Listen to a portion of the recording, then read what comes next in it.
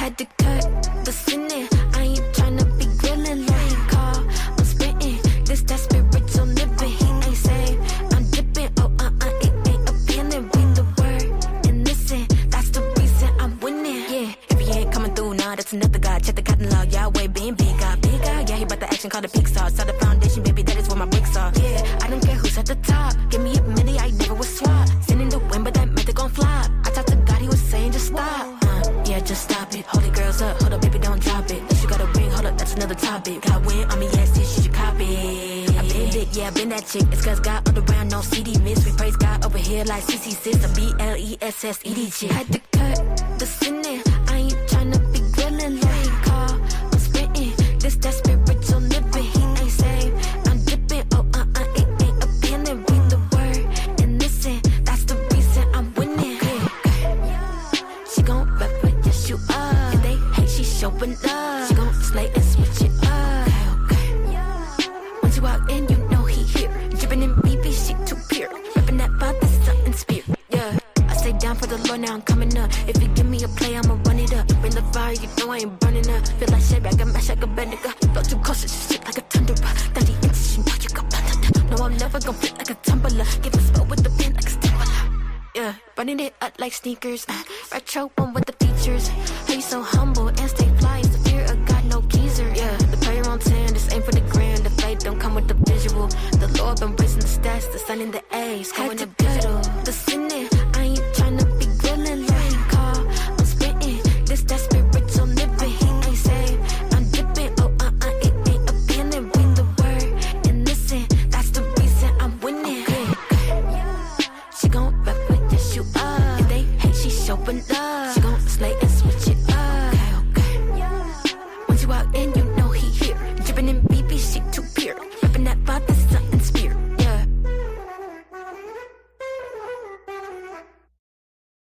If he ain't coming through, nah, that's another guy.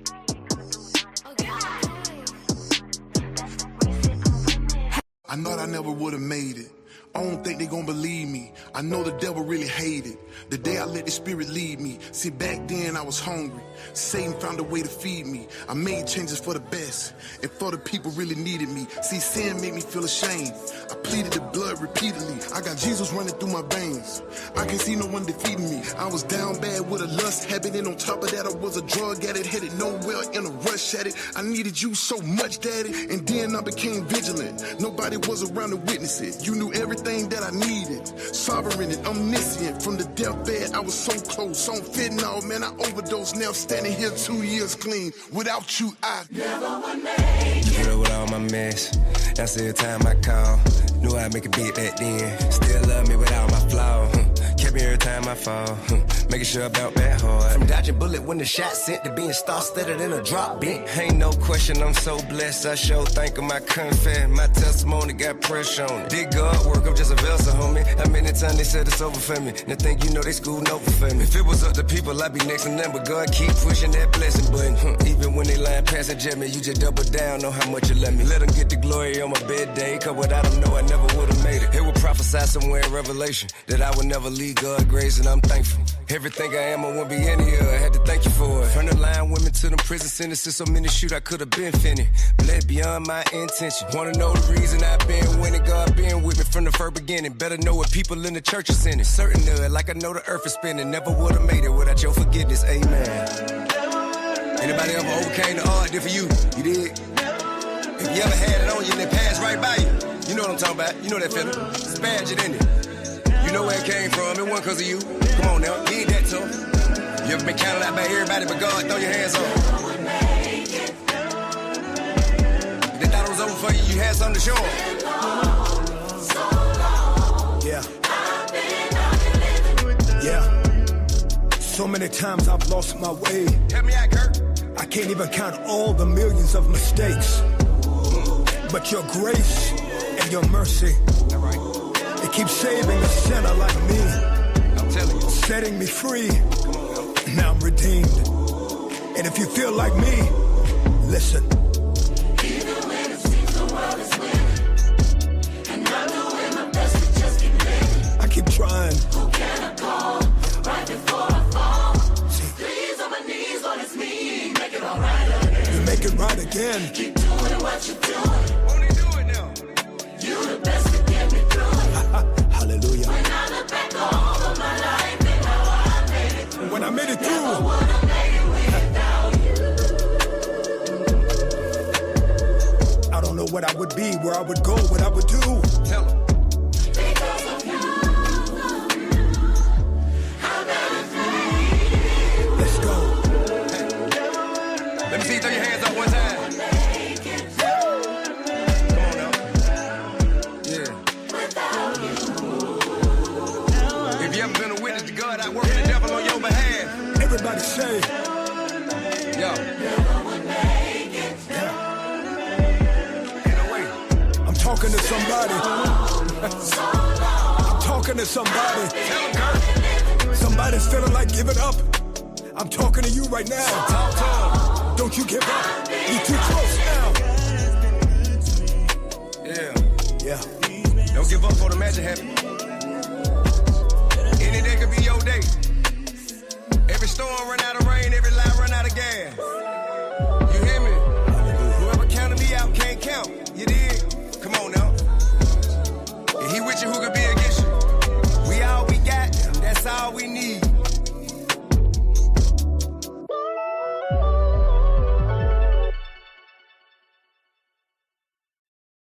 I thought I never would have made it.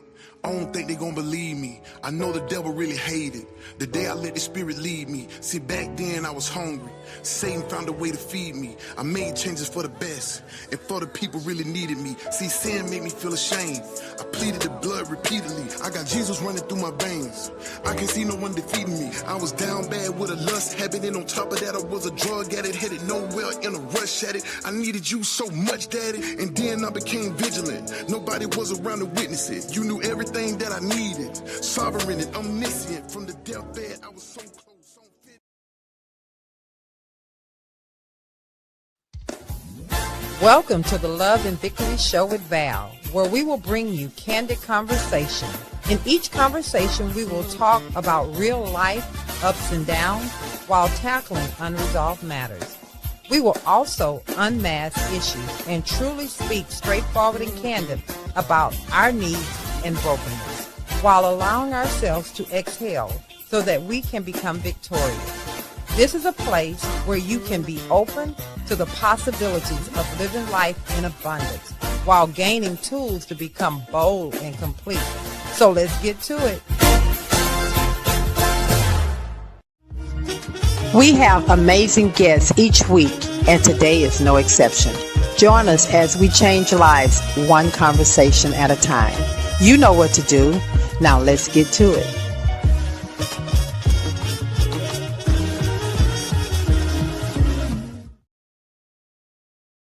Good morning, good morning, good morning. I am so excited to be here this Saturday morning with a beautiful couple. You know, the couple that I don't know, God just plopped them in our lives. And, you know, it's so funny how God just sets things up because I ran into my sister and we minding our own business, doing errand things. It's like, okay, it's time for us to get back together again. And so I got them back together again. Usually we get one regular over here. But when I get two in the house, it's special. So good morning. Good morning. And I want to ask my family, my sister, how are you doing this morning? You know what? I am great. I got a full night's sleep. No little people. What? Waking me up. Yes. What is that? What is that? No, what is that? How did that happen? These mamas, like these grandparents, They doing their they're job. doing their job. Like, Oh. God I hear it bless. all the time. God I bless take it when I grandparents. can. Oh, okay then. Okay. Well then, Aaron, but I gotta say hello, and then Aaron's gonna come in here and give you a formal introduction because Aaron is so busy moving around this morning. So I'm gonna say to my brother, "How you doing this morning?" I am doing fantastically well. That's I good. am very glad to be here. It's always a fun time. It's always a mix of excitement, a little bit of nervousness too, really? but just Do ready I give for a little? Because you never No. know what to expect. Huh? You never know. Exactly, because I am someone who is I'm so calculated, and I know this shows just like free flowing, yes. you know. So it's just like, Okay. Well, you know But what? I'm ready for it. I think God mimicked this show after my life, and actually some of who I am, because my life is never like this. It's always this, and if it's to this, I'm gonna make some of this. Am I right, Brother Carter? Yeah, well, that's why you have me in your life, so you can Give it have some some to even it out. stability in there. But why he said, you said even it out. He said stability. So I do have to agree with you. It's probably a little bit of both. Yeah. How you doing this morning, Brother Carter? All right. I ain't gonna complain. All righty, then you sure looking good. Well, we're gonna let Aaron go ahead and bring them to the stage. We're gonna get this show popping. Go ahead, Aaron. There we go. The right microphone. Good morning, everyone. We are so excited to have the one and the only Alan Pruitt joining us here in the studio. Amen. Alan is a proud husband, father, and CPA who is no stranger to LVWITHVAL. And if you're looking for someone who's honest, genuine, and real in business and in life, this is the man to go to. Talk back to him then. Okay. All right. You need to get your books cleaned up. That guy sounds awesome. I love that. Well, hey, but if you want to get your books cleaned up, don't wait until tax season and come crying. Get with him so he can get you together year round. Already. There you go. Absolutely. And who better to be the perfect guest for today's show than his lovely wife. Don't forget beautiful. Miss Aneika Pruitt. Hey. All righty then. She is the proud wife of Alan, who is standing here or sitting here in the room today. All right. And as a caring mother and professional therapist, she is just as passionate about caring for others as she is to be on today's show. And we love having her on every time she is here. And this is just a powerful duo, y'all. So let's just give them a hand real quick. All right. Yes. All right, Aaron. All right, Aaron. That's good. Now let's make a deal. All right, And if you guys are looking for an awesome therapist, I mean, please don't sleep on her. We're going to put all of their information there. She's actually a very calming. So as calm as you see her presence right now, she's someone that you can really sit and talk to and not feel like you're being picked apart, but at the same time get some healing. So check her out. All right.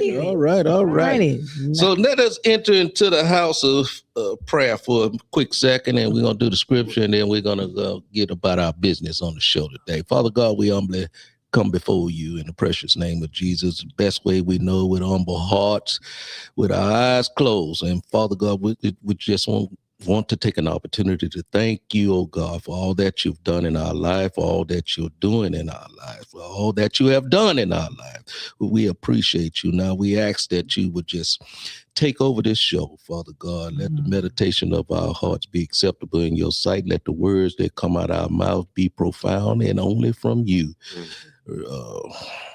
Thank you today, God, for just being who you are in our lives.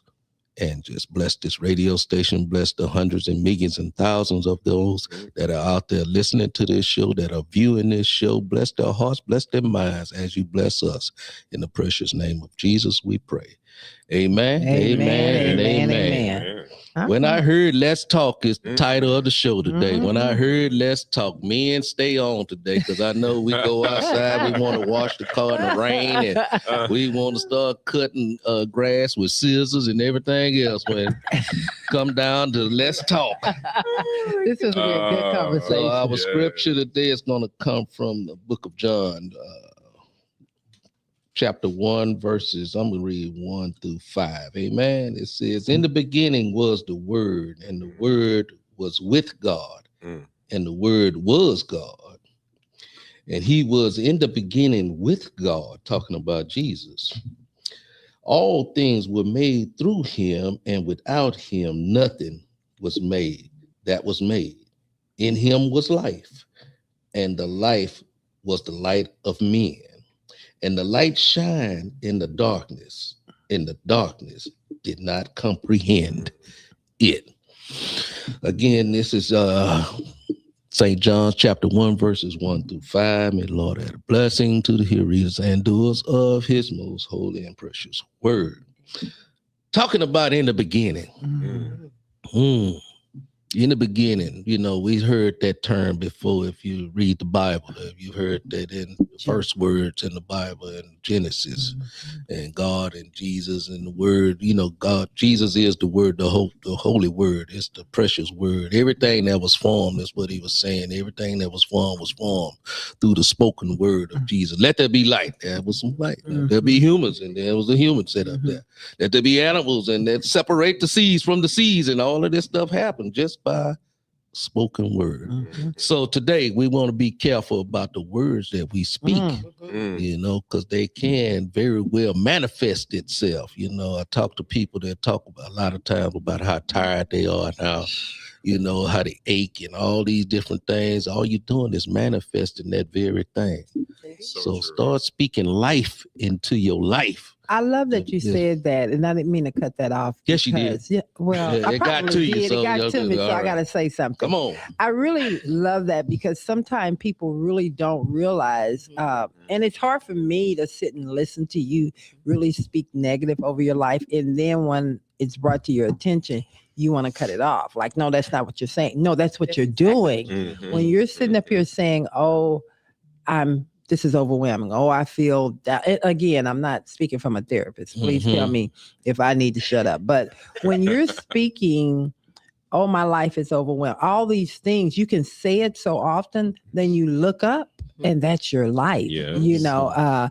I do think that there are situations where people have issues, but I do think that we bring a lot of our issues into our life. So as a just by speaking it. So if I say that to you as a therapist, can you please? I'm going to listen to you say it, and then I'm going to come back with, now, what are we going to do about that? Oh, I've heard you put it on the table. Yeah. That's great. The first step toward recovery is identifying the issue. That's there's a problem.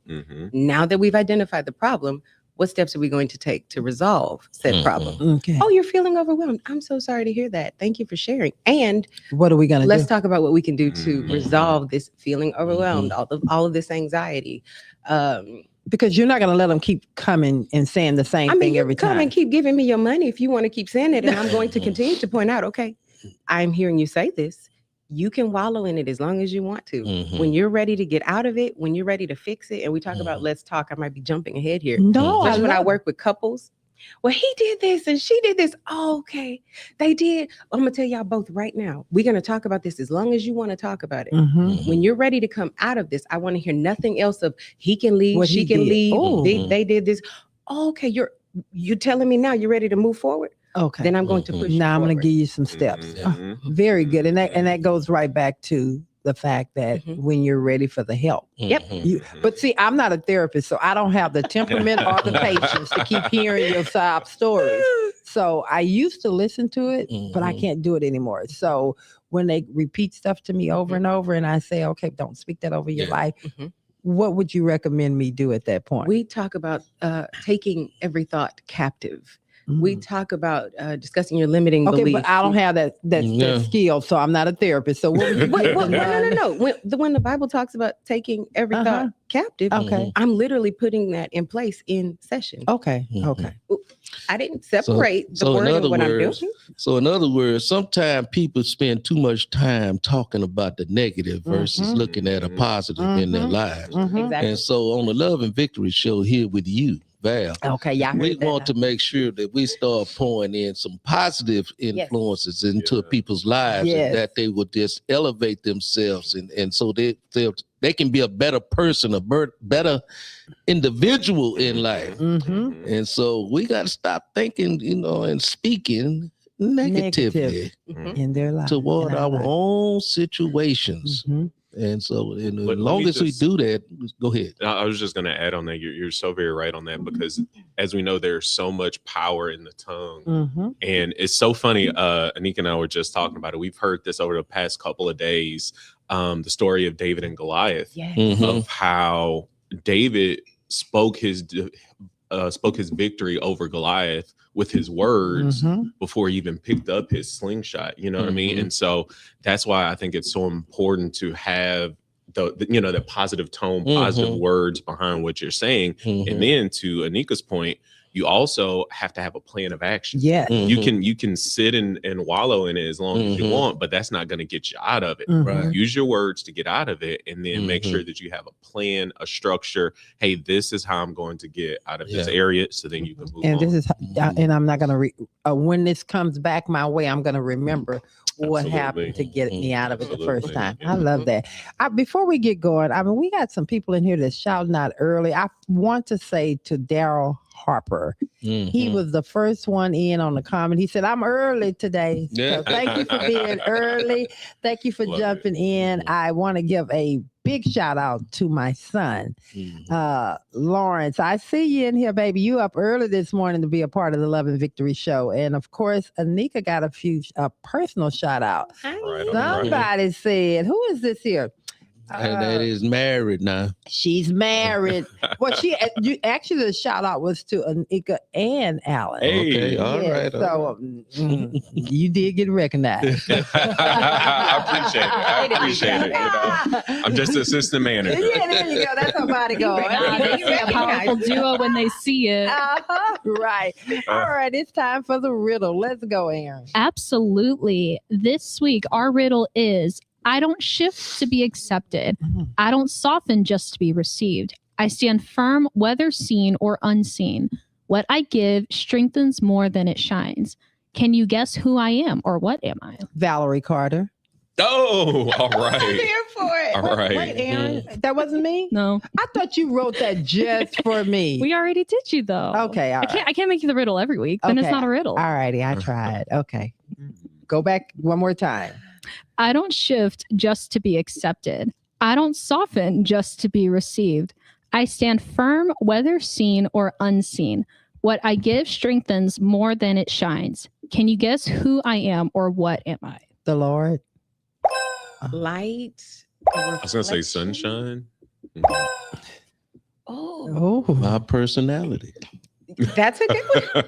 That's a real good one. That is a good one, and I'm Well. conflicted how to respond. Yeah, I see you hesitating. You say my personality. What do you mean exactly? Well, my personality is consistent and it doesn't waver. It's just- So it are you is- saying like people's personalities or Brother Carter? I'm saying specifically me, my personality. You won. That was you. Oh, That was good. And I was sitting here thinking like, man, like, I don't know how to like, Yeah. what do you mean? Yes. well, you know, in the beginning was the word. Oh, God. Amen. Oh, God. So that was you in the beginning. Oh, you spoke into your life. Oh, Well, my God. you know, God had poured this just right here today. When I seen this, the title of the show, when I hear "Let's Talk," I said, "Now where can I go with this, other than go hide and find something else to do?" So petty. So petty. And I do want to give a quick shout out. We did have a Gwen Pruitt guest. Hey. Okay. And she guessed Jesus, which Ooh. again, like these were really close. And I was like, Right. yes, but no. Hey, Okay. Mom. Is that- That's my mom. Oh. Let me tell y'all. So the actual answer was me or personality. The actual answer was Brother Carter. Read that again. Read that again. Because Say. Brother Carter doesn't shift to be accepted. Brother Carter doesn't soften to be received. He stands firm whether he's seen or unseen. And what he gives strengthens more than it shines. Wow. Wow. That was, All right. Let's go. You know what, Aaron? That was really good, and that was was actually a true reflection of him. I don't even, I'm all over here. Mhm. I was thinking that was but I didn't know you wrote that riddle just for him. I didn't. I had no idea. That was, But it perfect. just sounded like my personality, though. You know what? You know you very well. And so I'm very happy y'all got it. Because I was sitting here thinking, it's like, man, like it's Black History Month. You know, we're wrapping up February. Right. And like, who else? Like, Well, like who else to better? close out February Who than Brother else? Carter? Hey, there you go. All right. All right. Very good. Very Black good. history That was figure good. himself. Let's go. Before we go, y'all gonna let me That was give Miss awesome. Pruitt Mhm. a shout out, a personal shout out. So your daughter-in-law and your son come in here bearing gifts. It was a bag, and I'm like, oh, and a little gift bag, and I'm like, oh, oh, is that for me? They were Oh, like, my yes. God. And so I was like, what is it for? I was just like, oh, they miss me. So they're bribing me for something. And so then I heard some great news. It was from the mother-in-law slash mother. Yes. And I was like, oh, what I did? She said, she loves you. I love you back. Thank you so much. And I was like, oh, I was complimenting her. Yeah, and she said, you make those. And so I was getting ready to open up and I said, oh, maybe that's in there in my mind. And it was baked goods. I'm like, oh my God, perfect. And she said, you really can bake. Oh my God. Do you have a brand? Does she have a business? Does she? She does. Well, we're gonna shout link you out. that too. We're gonna put that link at the bottom of the thing. So again, thank you for sharing your love. All right. Or she can post it there. Yeah. Why don't you go ahead and put it in the comments how they can get to you? Because baby, don't sleep. Hey, all righty Let's then. go. Time to come clean. Come on, Aaron. We gotta come clean. Man, I thought we were gonna banter because I was trying to get to it.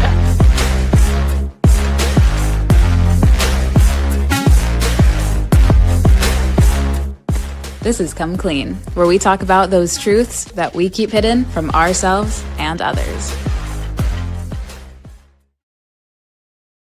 As always on the Love and Victory Show, we prioritize healing in so many different ways, right? And that starts with accountability. And so we're going to go through this week and we're going to talk about what we need to come clean about, because not all of us are squeaky clean unless you took a bath this morning. So I actually kind of feel like I kind of need to go first because I feel really bad. Okay, come clean. This morning, I'm getting ready. I'm, putting on my makeup and everything like that. And I'm like, man, I'm feeling good. And I saw the times like, oh, I got to go like right now. Right. So I go and I cannot find my phone for the life of me. I'm running around the house like my head cut off. I am retracing every single step because I've only been in like 2 rooms for the past 30 minutes since I woke up. Right. So I'm getting ready, doing all this stuff. I still cannot find my phone. I'm like, okay, I'm either going to start my day without my phone and I'm going to go my entire day without my phone and have like people freak out they can't reach me. Or, and this is where I feel bad, because I kind of snuck into my mom's room. I got her phone so I could call my phone. But why do you feel bad about that? That was the logical thing to do. Because here's the thing. My mom is the kind of person where if she wakes up, it takes her like 2 hours to fall back asleep. Okay. So like the first time I already had to go in there because Penny, like she's our like 12, 15-year-old. I don't know how old she is, but she's an old dachshund, right? So she can't be jumping. It's a tall bed. So I already had to go in there to put her on the bed, right? And she's just already walking up to one of them. I don't know which side which person sleeps on. So I'm like, please be Jimmy, not mom. And so I already walked in there. So then I had to walk back out. Then I had to walk back in and I go to find my... just being a bad child this morning. Yeah. And like, here's the worst part. Like I go to the side and I grab a phone just to find out after I'm trying to get in, it's not mom's phone, it's Jimmy's phone. So then I had to walk around, go back in like 4 or 5 times. Got it figured out, but I'm like, yeah, I got to come clean. Okay. Well, you need to come clean and apologize for disturbing their peace. I don't know. I'll find out after work if I disturbed them or not. All right, Eric. Well, I have to come clean and then I'm going to let you guys take it on around the room. So I have to come clean because I got a little out of character first thing this morning, walking into the building. And the young lady did not deserve it. So I kind of snapped off because I came in and the doors were locked to the door, which it should be open, pulling on it. And I can't get in. And thank God, Aaron came out and opened the door. So I come in and I'm like, oh, what's going on? Why are the doors locked? Well, first of all, how about you just say good morning? How about you just say she's just working here and she's just security? Why do you need to attack her when she has nothing to do? You as in you. Meaning me. That's why I said I have to come clean. Why am I attacking her? So, of course, I realized that I caught myself. I apologized to her, but it wasn't the type of apology that I feel like she deserved. So I went back out while everybody was in here and I said, can I really give you a sincere apology? You didn't deserve that. You have no control over that. And I will talk to the appropriate people, but I won't even speak to them in the manner that I spoke to you because you did not deserve it. So when you catch yourself doing something out of order, check it. You don't have to wait. You don't have to go on like, oh, it is what it is. Own your crap and move on. So I feel so much better. And she said, oh, don't worry about it. And I gave her a hug and she's like, thank you. I needed that this morning. So You never know how your actions can impact others, but you never know how it's true. going to impact you. So it really made me feel good. That's my come clean. That's good. That's powerful. All righty then. Oh, come clean. I guess mine will probably be in the area of proper planning. Come clean, Aneika. We have been on this health and wellness kick lately. Doing the same thing is working better for him. Gotta love being like a man with a lot of testosterone. It's lovely. Well, okay. Tell me, why is it working better before you go into that? Because he's a man. Okay. The doctor even said, don't be jealous. You know, I schedule the doctor's appointment. Oh, yeah. Mhm. We go and the doctor's like, yeah, he's done this. You have it. I'm like, doc, why you got comment? Anyway, so this health kick. Okay. And just proper planning. Like I encourage clients all the time. Get out of the box of, I only have to meal plan on Saturdays or Sundays. Why? If Wednesday works better for you, meal plan on Wednesdays. And so for me, one of mine was I had time. I did not utilize it properly. So mine will be utilize the time you've got. You got it. God's given it to you. How are you stewarding the time that you have? Oh, that's real good. I like that. I don't like that word prioritizing to me. That part. That part. Okay, she came clean. All right, now it's your time, Alan. Oh, come clean. Let's see. You know what? What? I have a come clean about cleaning. I know, right? Because my lovely wife reminded me when we moved into our house that I had mentioned, because we made sure to get a house, because hard to tell on video, but I'm a tall guy, 6'5", you play football. So in our house, we made sure to get a nice house, big ceilings, all of that. And so when we moved in, she was like, how are we gonna dust in this house? How are we gonna get all this stuff? And I was like, and at the time, you know, because you were so excited. Very excited about the house. And this is when we were in our I say our more brokish phase of life, you know, what 12, 13 years ago. So I was, you know, wasn't no cleaning company coming in the beginning. Right. And so I was like, you know what, babe? No worries. I got this. I'm a dust. I'm a dust the high areas that you can't reach. That lasts about 5'6", 6'5", 5'6", 6'5". We were talking about this the other day, and she's like, you know what? Yesterday, you didn't live up to what you were talking about. I was like, I'm pretty sure I've done it at least once or twice. You did over the last 13 years. You did. you did when you got your new 80s 2,000-inch TV. He was dusting. He dusted the mantle. The mantle to put up his new TV. Oh, wow. So you have to dust before you put the TV up there. So it was a 75-inch going in the living room. There's so much other stuff around it that needs to be dusted.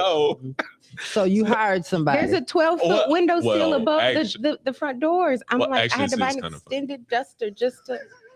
Oh, wow. Wow. Well, funny enough, we actually do have a cleaning company coming this week. Yeah. However, after y'all have that, allergies around there. Right, exactly. So, but good news is we keep a very clean house. My wife is amazing. Yeah.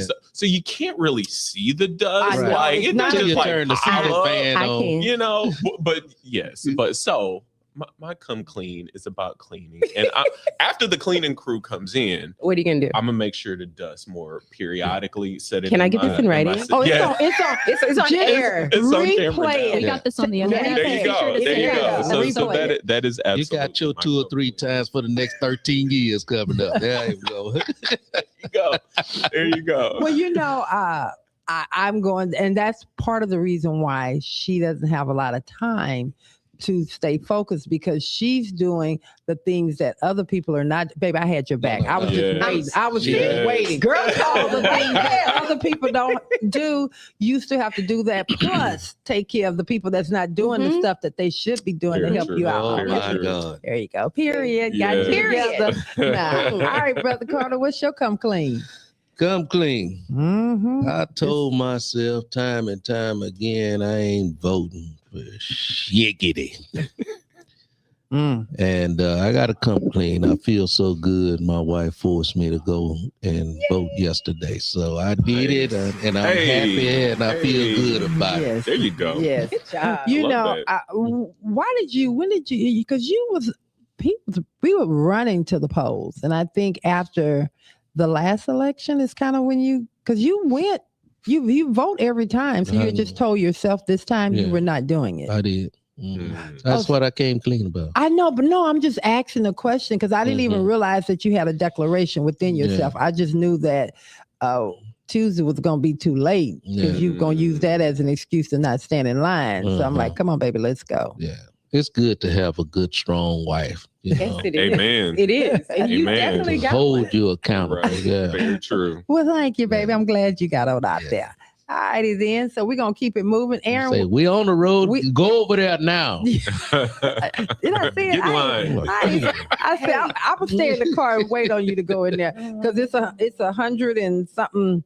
114 on the ballot. So I know it. Yeah. So I'm going to go and sit in the car and wait on you. And it was hot.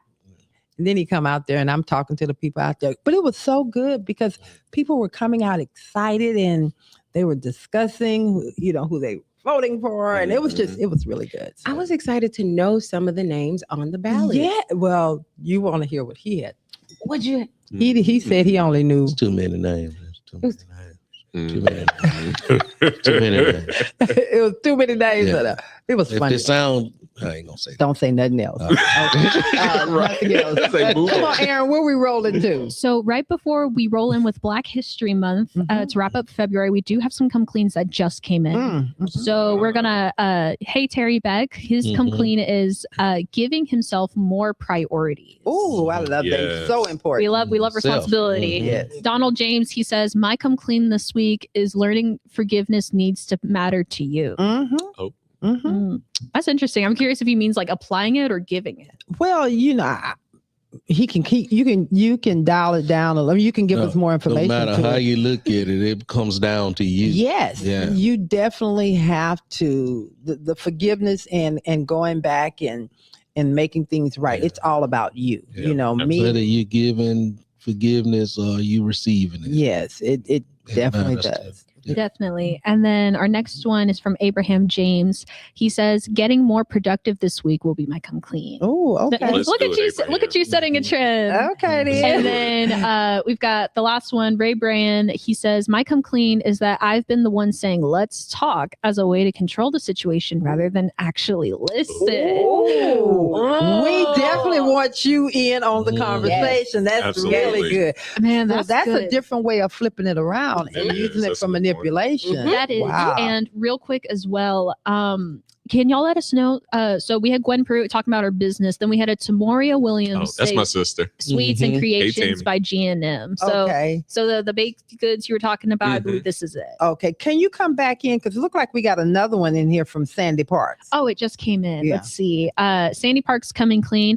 I've been avoiding a let's talk conversation for months because I'm terrified of what the truth will change. Oh, this is going to be a good one today. Please dig in. And you know what? Since they came with such hot come cleans, I think we're going to use these two for us to take a lead. So put your questions in the comments. Yes. Look at Neville. Everybody want to be a part of this here. We're going to use you guys as the guide of how you want to have this conversation about let's talk. I'm not going to do it. We're going to let you guys do What it. Neville say? Because that sounds like they me. coming on in here. Come on, Neville. What did Neville say? He said, I'm coming clean that I immediately think the worst when someone wants to talk and that defensiveness ruins the breakthrough. Yes. Facts. Yeah. Wow. I love our slow cooker community. This, I'm here for it. These are I am deep. here for it. And I think that I want the Carter crew to lead this conversation. So as we move through this series, when we get to the second half and really get into the conversation. Oh, if you've got questions now, drop in the middle. If you have Already. questions, whatever your question is, I don't care. We're going to dial down and have a conversation. So you guys are going to control this conversation today. Alrighty, Aaron, now we're moving on to Black History Let's Month. go. All right. We're wrapping All right, and this week we're going to be taking a look at the one, the only Thurgood Marshall. Up Black History Month by taking a look at the life of America's first Black Supreme Court Justice, Thurgood Marshall. These videos come from Instagram's Senator Cory Booker, Davita Smith, and Black Excellist. All of us stand on a foundation here in America where people like Thurgood Marshall helped to build it. After graduating from Lincoln in 1930 with honors, Marshall applied to the University of Maryland Law School. But he was denied due to segregation. Marshall then decided to go to Howard University. Marshall graduated as valedictorian of his class in 1933. Marshall started to volunteer with the NAACP and eventually became one of their attorneys, traveling all over the country to represent members of the Black community. Many people don't know he would go into towns to defend people, to stand up for rights, and he would be followed, he would be intimidated. He would often have to try to flee for his life as people threatened to physically harm him. He obviously argued the Brown versus Board of Education was a part of that legal team as well, to argue that famous case that ended segregation in public schools. He showed the definition of courage. He showed the definition of heart. It's where mind beats might. The true way to honor him is not with words, not with just looking back, but looking forward and through what we do. Yes. Oh, Whew. Well, Aaron, that was a great call on that one. I think a lot of times, especially in the climate that we're in, it's almost we're trying to erase history. We're trying to erase the great things that has happened, that is especially for people of color, you know. And here on the Love and Victory show, we want to recognize everybody in their great things. But for this particular time, we're going to recognize the great things that African Americans have done. I am proud to be an African American woman, and I am just so proud that there was someone leading the way. You want to talk a little more on Thurgood Marshall? Oh man. Or Talk about whoever. voting. No, I mean, Yeah. Thurgood Marshall, talk about voting. One of the reasons I'm pushed to vote, I think about my my late grandfather, a paternal grandfather. He would call and say some of the strangest things. Like, he sounds a little off, but seeing what he was saying come to fruition. I remember we'd have a storm and he'd say, go to the store, get you some bread. And I'm like, why are you talking about going to go get some toilet paper? The shelves are going to be, oh, storms come. Oh, I see what you mean. And he'd talk about voting. I remember him telling me that he was, he went to one of the first desegregated schools in his hometown. And his experience of hearing white people off of, standing on the side of the bus, N-word, I guess I shouldn't say it like N-word. If you get off this bus, we'll kill you. And his principal on the bus saying, you know, we have to get off. Let's go. And he recalled and retold that experience to me. And it's like, people fought for him to be able to, as scary as it was, he survived because obviously I'm here, right? So they didn't kill him. But it's hearing stories like that and hearing stories from my parents, from their childhood. We're only a generation, us being the generation removed from the 1960s events, like things that happened. And so the teachings of my parents are what pushed me to, one, be proud of who I am. To own that me making it to the top, first of all, I think my dad told me, like, when you go to school, I went to a PWI, graduated from Baylor University. He said, if you line up 10 students, to a white male, white female, Hispanic male, female, Asian male, female, so on and so forth, Native American or what is that, Middle Eastern individual, you being Black male and female, you as the Black female will be at the very end. You can't just get the A, you got to get the best A in order to get some form of recognition. And you may not get that. Take pride in what you do, own what you do, be proud of where you're coming from and where you're going. And don't forget to reach back and pull forward. You know, it's so funny you say that, because my dad and I had a similar comment. He would always speak of being proud of who you are and know that you have a voice and what you do matters. And he would always tell us, don't go messing my name up. That part. You know, that was something that my dad was an advocate about. You know, your name means something. And your name does mean something. I can go back and anytime we go home and I run into someone, they immediately know who I am and who I'm connected to. Yes. And so your name means something. So it goes back to the history and the things that they went through coming up in the fight. That was a time we was raised up, you know. The name meant something. It means something. You know, and every time you went out, you represented your parents' name. Yes, because they came from a fight. And I know, and I'm saying all of this too, because I want people that are listening in to understand that, you know, a lot of times what you see that is a stereotype, stereotype on TikTok and on Instagram, everything is so negative and hyper toward the African American community. Yes. They show such negative. That's not who we are. Not at all. You know, they'll take one story and and this has been happening for generations. They'll take one story and that'll be the narrative across all. I want you guys to take the time to get to know someone outside of your own intimate circle. And whether black, white, purple, green, or whoever, and you'll find out that you have more in common than not. So for Black History Month and the months to come, get out of your own comfort zone and start having conversations with people outside of the norm and find out that, you know what, we're more alike. Either you're struggling for a loaf of bread, just like I'm struggling for a loaf of bread.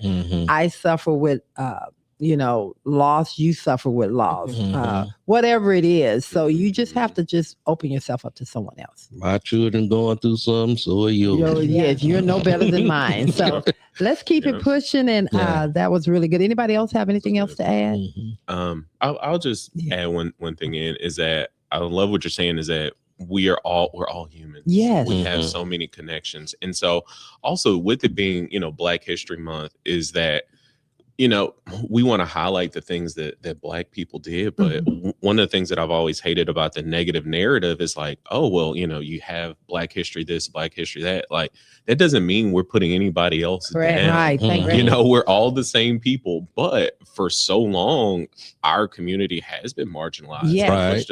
As we were talking about Thurgood Marshall, he was rejected. He couldn't even go where he initially wanted to just because of the color of his skin. You know, so I just, like you say, just I appreciate you saying that, because, and that's where the. You didn't mean to cut him off. I didn't, but I did, because it really did. Yeah. I'm sorry, y'all. That's how my brain works. I'm so sorry. I need to be therapist. It's your show. It's your show. Right. But take the throne. Okay, but see, y'all made me forget. Jesus. No, but we're going. It's trying to turn us back. And so we have to be careful that we are not being washed out. Right. And you have to take the history. We got to sit down and talk to our children. I think that's where it's getting lost at in this generation. There's where our parents poured into us. Your parents poured into you. We poured into our kids. Now, some of the younger ones, the TikTok babies, you know, where you're putting an iPad or a phone in front of these kids, they're learning from what other people's views are of your children versus how you really want them to see who they are. You know what? I have to shout out my son, who's probably watching. Hey, boo. Got the kids watching, right? No, he took it upon, he's 8. He took it upon himself to sign him up. I have to applaud a lot of schools where I think my mother was talking to me the other day about some schools are not allowed to talk about Black History Month or say Black History Month or do Black History Month program. Well, I've seen a number of schools, whether it's my kid's school or my younger cousin, other cousins' kids' schools, they're doing it across the state of Texas. And they did what was called like a living museum. My son took the liberty of signing himself up. I was like, I'm on PTO. I don't want to do it. I don't want a project, because he may or may not really. Permission slip. He signed his own permission slip. I love it. Where did he get that from? He is so much more outgoing than either one of us were at that age. Oh, wow. He will talk to anybody. Hi, how you doing? My name is, I'm in this grade. How are you? What's your name? Just whole grown man. Okay. Anyway, so he signed himself up. Benjamin Banneker was his person. Yeah. He had the whole literally the school sent a letter telling me he signed up. He didn't tell me. I was like, bro, this is in a week. You've been working on this whole time. So I'm under the baby's crib online ordering a costume. I was like, this is in a week. Okay. So he did the whole thing. Wow. Put a whole speech the whole together. script. Wow. Put his board. He picked out, I want this photo on my board. I want this one. Wow. I printed it out. Like he took his project seriously. Wow. Stood up, gave his whole presentation. Third grade. Third grade. I was like, oh gosh, if this is that third is grade, now that deserves. Can we give this baby? Let me shout him out. Come on That's a now. good shout out. Yeah, Little Benjamin Banneker. Benjamin Banneker. that might be the next Thorogood. Marshall, Hey, I don't know. I I'm said just Trevor saying. Noah, the way he argues his points. Yes. Okay. One of them. You know? Wow. Wow. All righty then. Not to take any sting away from Lil Pruitt there, but want to do a quick shout out on Black History concerning voting. You know, there's a lot of people out there probably had the same thinking process that I had out there. I want you to encourage you, should I say, to we don't want history to repeat itself. And if we not careful, we don't vote, then we destined almost to read history for history to repeat itself in the way the climate is today. So let's be careful. Let's put thoughts into what we're doing or not doing, should I say. A vote for none is still a vote for one. Still a vote for one. And it's so true. Yeah, let's get out there and do our thing. Do what we're supposed to do as individuals, especially us Black men. And, you know, and I don't want to talk particularly to you all out there. Get out there and vote. And I can't tell you how to vote, but vote right. Don't vote crazy like you did last time. Okay, we're gonna move on. All right, thank you very much. I appreciate that. Okay, y'all hear him in the background. We go. Okay, what are we doing? The tea in the street. We go to tea in the street. Say what you want to say. It's what we're here for. It's time for tea in the streets. And remember, no matter what we cover, we're doing it the right way.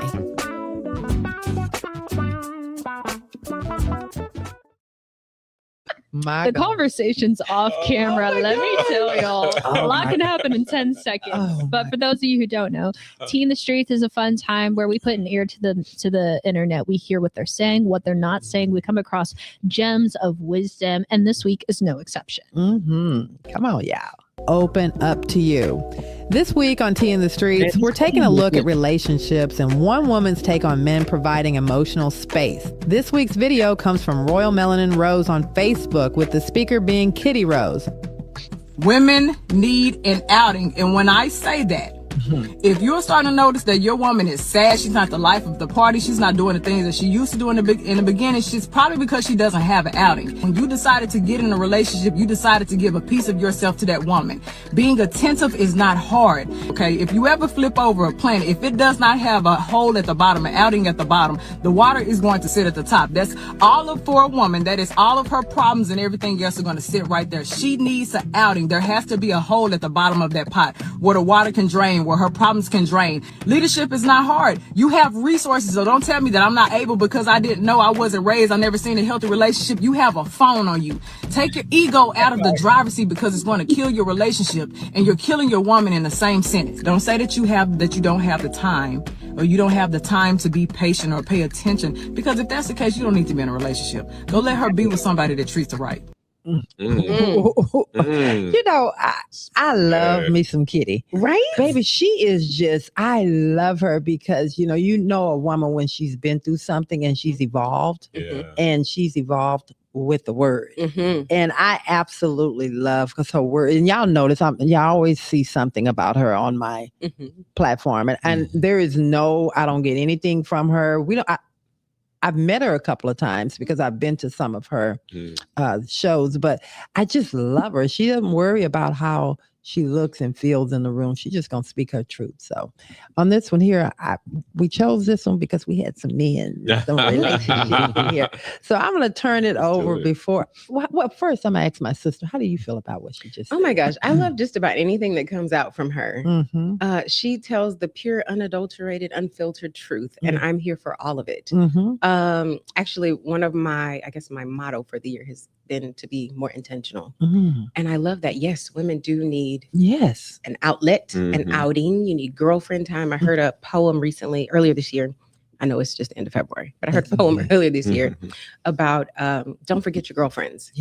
Women need to be around other women. Back in the day when couples had problems, the wife would go over to the women, the husband would go over to the group of men, and they would get their counsel and hey, y'all work this thing out. Go to the hole in the wall. You need to get it together. So I love that. And girlfriending is good. Having an outlet, someone to build camaraderie with, say, hey, yeah, I'm in that boat too. We're in this together. Okay, now what's working for you? Let me try that. This is what's working for me. Going back to what we talked about earlier. Yeah. Oh, I could sit and complain, or what am I could do about collaborate with somebody. This is working for you over here, and this is working for me over here. Let's put our ideas and thoughts together to make it work for both of us. And both places. Sometime I like that you said, but I think sometimes just getting out. And that's the one thing that I am so grateful for. Just this past Saturday, after the show, I think Brother Carter knew, because he said, I'm gonna take my car and I'm gonna go on here. I got some things to do. So I said, okay. So I took my car. So we came in 2 different cars. And I said, baby, I'm gonna go. And he said, I knew. I'm gonna go ahead and go to brunch with the girls. But it was just great getting out. I think a lot of times what we end up doing, we don't even know, but he was so selfless. And he didn't think about himself. He let me have that openness at the bottom. So thank you. All right, what's your thought on it? Actually, I couldn't agree more with what she was saying, and I do like that. Very, very. She was so biased. Go ahead. Very uncut and unfiltered in how she says it. But I actually believe in the premise of that, just making sure, because as women, you guys do so many things, take on so much from us, from kids, from life, from businesses, from jobs, like all the things. And so to have that outing, I think is very necessary. I think as any human needs that to be able to go out and not have to mom, not have to wife, like just to be able to hang out. And actually, and I believe this to be the case, my wife can confirm this, but I actually tell her, like, go out. Like, if you want to go out with your friends, I think she should hang out more with them than she does. But I know, busy life, this, stage of life where we're in with, 3 kids, 8 and under is busy. But I actually encourage it because it's like, hey, just let me know. Hey, you need to go. Hey, I got it. Kids are good. We're great. Bye. So I think that's very much so needed. I do. Brother Carter, what's your feel on it? Yeah, I agree. Especially as I get older, I know you need to get out and enjoy yourself a little more than what I can provide. I'm not to go out and, outgoing individual like I once was. And so I'm okay. I'm cool going home. I'm going to go watch a game. I'm settled right there. It's not like when I was younger, I needed to go. I got to go hang with the boys, play ball. I got to go do what I want to do. Hang out with the fellas sometime. But now I'm just, go ahead and do something, have some fun, and come on back. I got this here. I hold this down right here. So I think that's the beautiful thing. You look at how you evolve over life, and that goes back to what I said about Kitty. When we were younger, you did things you argued about. Oh, I need to tell you do it, and then you were arguing about things you didn't know how to deal with. As you mature, you learn to respect each other and pour into where that person is at. Like he said, he's not a person that really never needs a lot of people around him. He's good playing marbles by himself. I've never been that insecure individual that my wife to make sure I need you, have you right here, know what you're doing at all times. I don't have that in me. So for you out there have that, work on it. Please work on it. And I'll say one more thing on that, because one of the things I love about Aneika in that manner is that she does the exact same thing for me. It's like, hey, if you need to go out and go.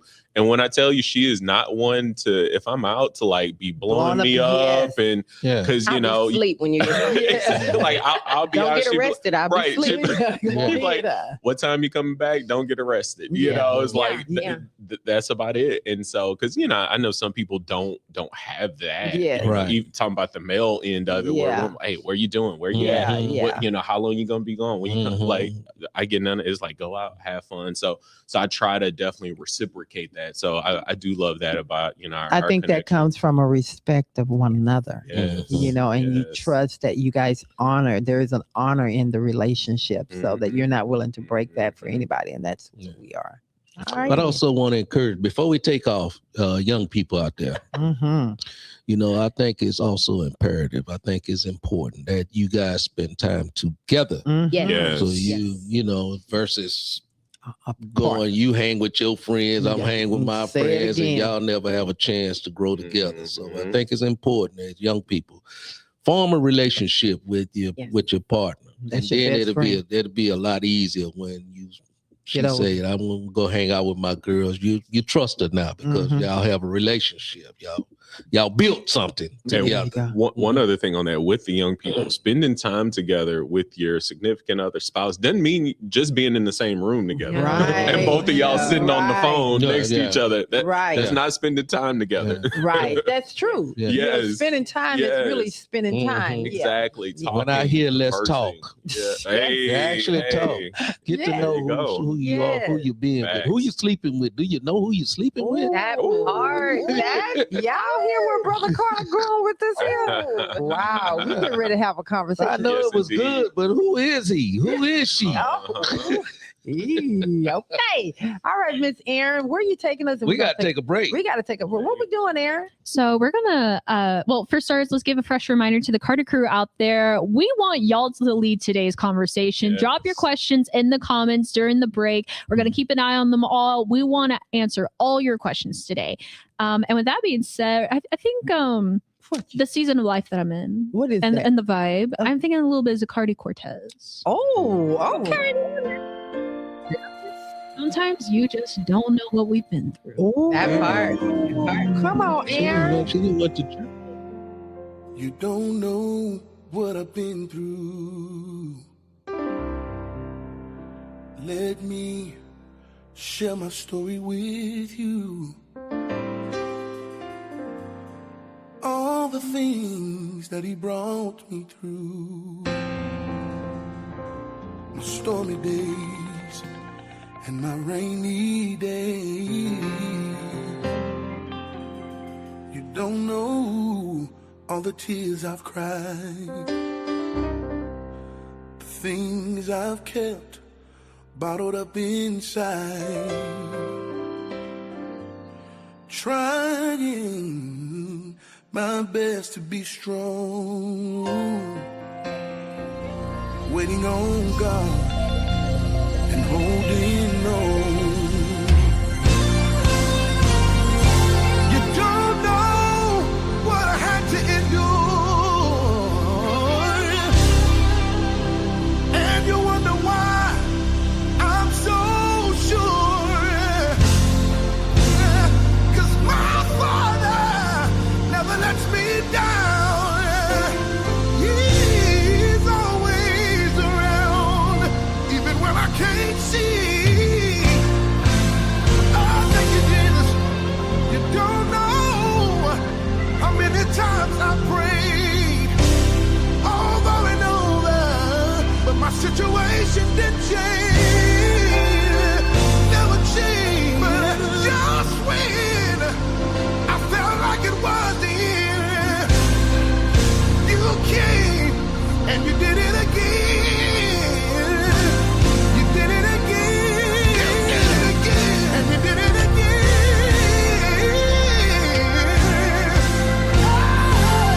I know you got a story too. How God stepped in and made a way for you. He wiped every one of your tears, yeah. And he's the reason you're still here.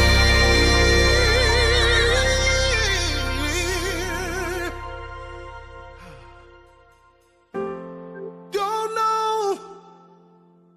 You don't know. You don't know. You just don't know. You don't know. You don't know. Tell somebody you just don't know. Hey. Don't know. Don't know. Don't know. Don't know. Just don't know. Just don't know. You don't know. Don't know. Don't know. All on it. Don't know. Let me tell you my testimony. I started singing at the age of 5. My mother put me on stage. I was so terrified. I didn't know the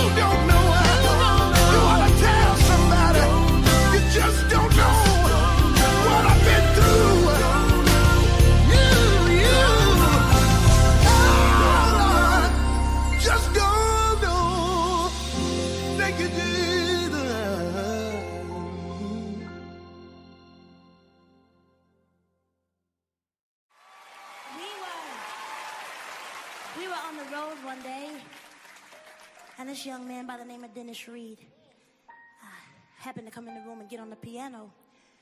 And I told him then, I said, let's go on Facebook Live because I feel like somebody needs to hear this message right here. He wrote this song, you guys. It goes like this. I am who I am today because God used my mistakes. He worked them for my good, yeah. Like no one else ever could. Girls, can you help me say that? Come on. I am who I am today. Everything that I went through. Because everything that you're going through. You have to understand that it is a test for a testimony. Yeah. For my good. Oh, like no one else. Like no one else.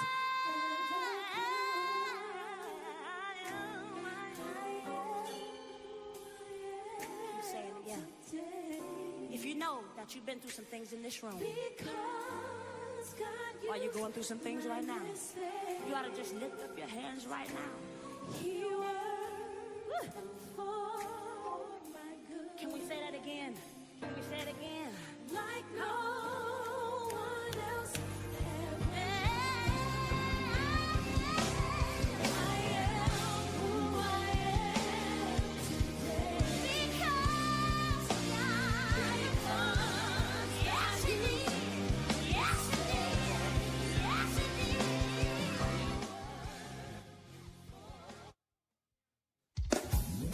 Welcome to the Love and Victory Show with Val, where we will bring you candid conversation. In each conversation, we will talk about real life ups and downs while tackling unresolved matters. We will also unmask issues and truly speak straightforward and candid about our needs and brokenness, while allowing ourselves to exhale so that we can become victorious. This is a place where you can be open to the possibilities of living life in abundance while gaining tools to become bold and complete. So let's get to it. We have amazing guests each week, and today is no exception. Join us as we change lives one conversation at a time. You know what to do. Now let's get to it.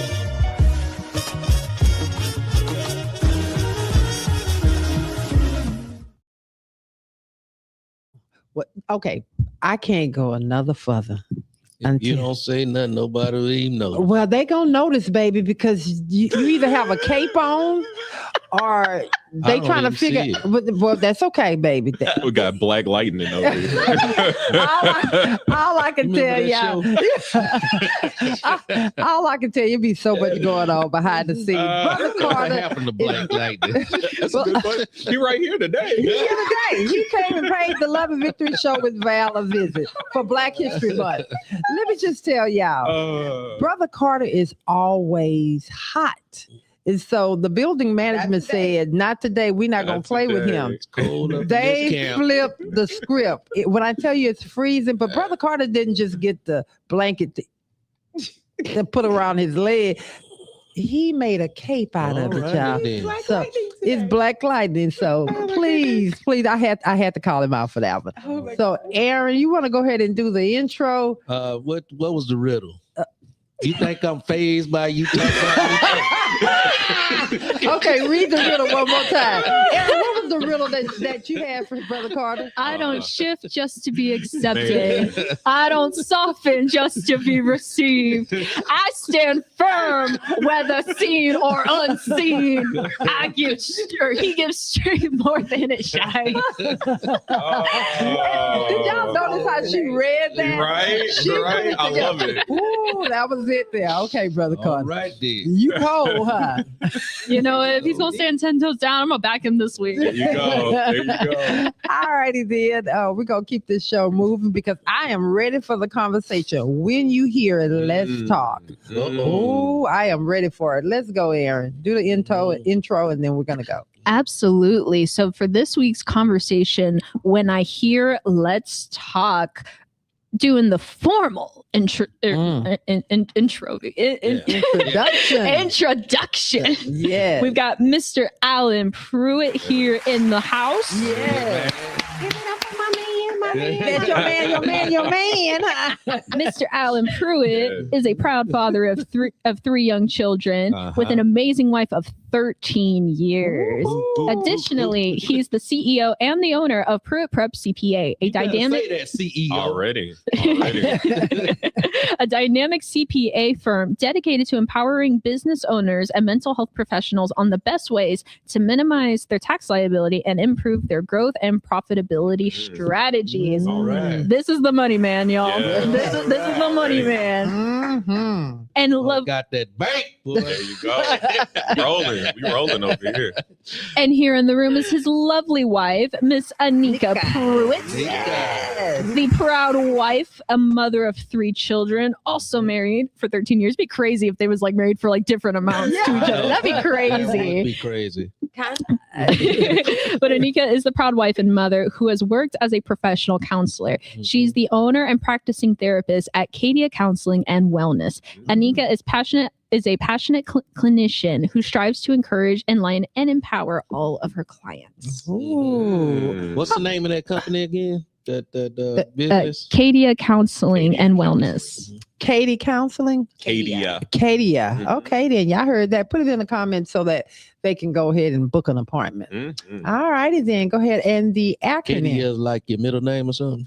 No, actually, the name I chose, the Secretary of State told me I couldn't use. And so while I'm on the phone with him, I did a quick Google search I needed a single word that meant place of peace. And that's what it gave me. So that's what I gave him. And he's like, yeah, that works. It's literally how that came out. Really? So I like that. Place of peace. Place of peace. Okay. So when they come talk to you, I get rave reviews about how comfortable and peaceful my office is. Didn't I just say the color scheme, everything, and I did none of it. Senora Jimenez did it for me. so you didn't know anything about me at the time? Huh? No, none at all. In the future, Erica blessed my life. Okay. And I said, hey, I want a beach themed, relaxing office, no glass in case a couple comes in and decides to. She gave me glass anyway. But it works. Like it's the crystal. What is that lamp base? It's really good. Oh, okay. I get rave reviews all the time. So if I come to your office, and you might go to sleep. Okay, maybe I'll just come down on lunch break. Of a place of peace. You will get Cadia Counseling. Cadia Counseling. Okay. Yeah.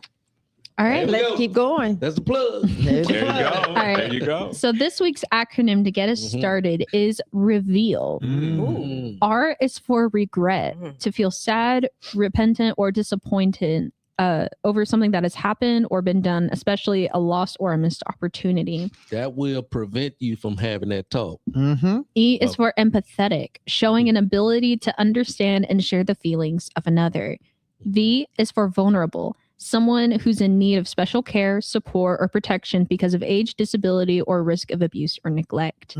E is for expose, to reveal the true objectionable nature of. I think it means like true nature of a thing. Yeah. And then A is tell for the truth and shame the devil. Yeah. Yeah. Google be having some weird words. A is for acknowledge, to accept or admit the existence or truth of. And lastly is L for leave, to go away from. Well, now it's time to get into the conversation. Actually, when Aaron and I were coming up with this conversation, we knew you guys were booked and we were looking forward to it because we wanted to, it's time for a couple, and male and female, to be able to sit on here and talk about when we say to you, let's when a talk. wife say let's talk to the husband. Yes. What does that do to your body? How do you feel? Lock up. So true. And the question is why? Because if you haven't, and I think this is where we're going to take it, but we're going to do a little different. It just hit me. Thank you, Lord. If you haven't done anything and you don't know what the question is, why would you initially lock up? Because it's something that you know you've done that you hadn't came clean about and that we figured it out? Or what is it? Can you please? No, for me. Okay. I can only speak for me. Okay. I would only say because that means it's something serious. Mm. And I don't want to deal with a whole lot of serious. I'm too playful to want to deal with some serious stuff. And so when you say, let's talk, damn, playtime over. Wait. Are you talking about it this old age that you are, that is older? No, when you hear let's talk. So it's that word still does something to you. It's something, that means it's something serious. So she says, can we converse? So if I just change the word and I say, for me, just start talking. Don't don't give me. What do you say? Don't give me no warning. No, nothing. Just get to it. Just get to it. Okay, well that's good. Yeah. Okay, so you're saying just pour the coffee. I got a hot cup of coffee in my hand. Just come on with it. You can handle it. There you go. Okay, and you'll be dialed in and listening. Yeah. What? Come on. Yes. Okay. Yes. Okay. She won't be 5 minutes in. You're like, wait, where did this go? Wait. Thank you. Where did this start?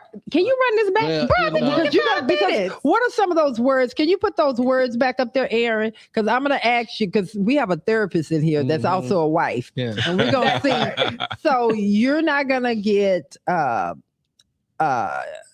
you're not going to regret saying just come talk. You're going to be able to show empathy.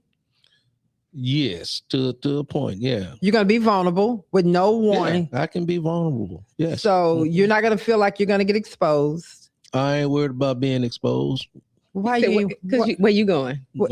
Oh, I'm getting to that. Yeah. Okay. I'm getting to that. But yeah, where you going? Where you going? Yeah. Okay. Yeah. My thing is, when you say it and then we try to get to a resolve, that's when I start having a problem, because we're not getting to a resolve. We're just still going over and talking over the problem. And that becomes a problem for me. Okay.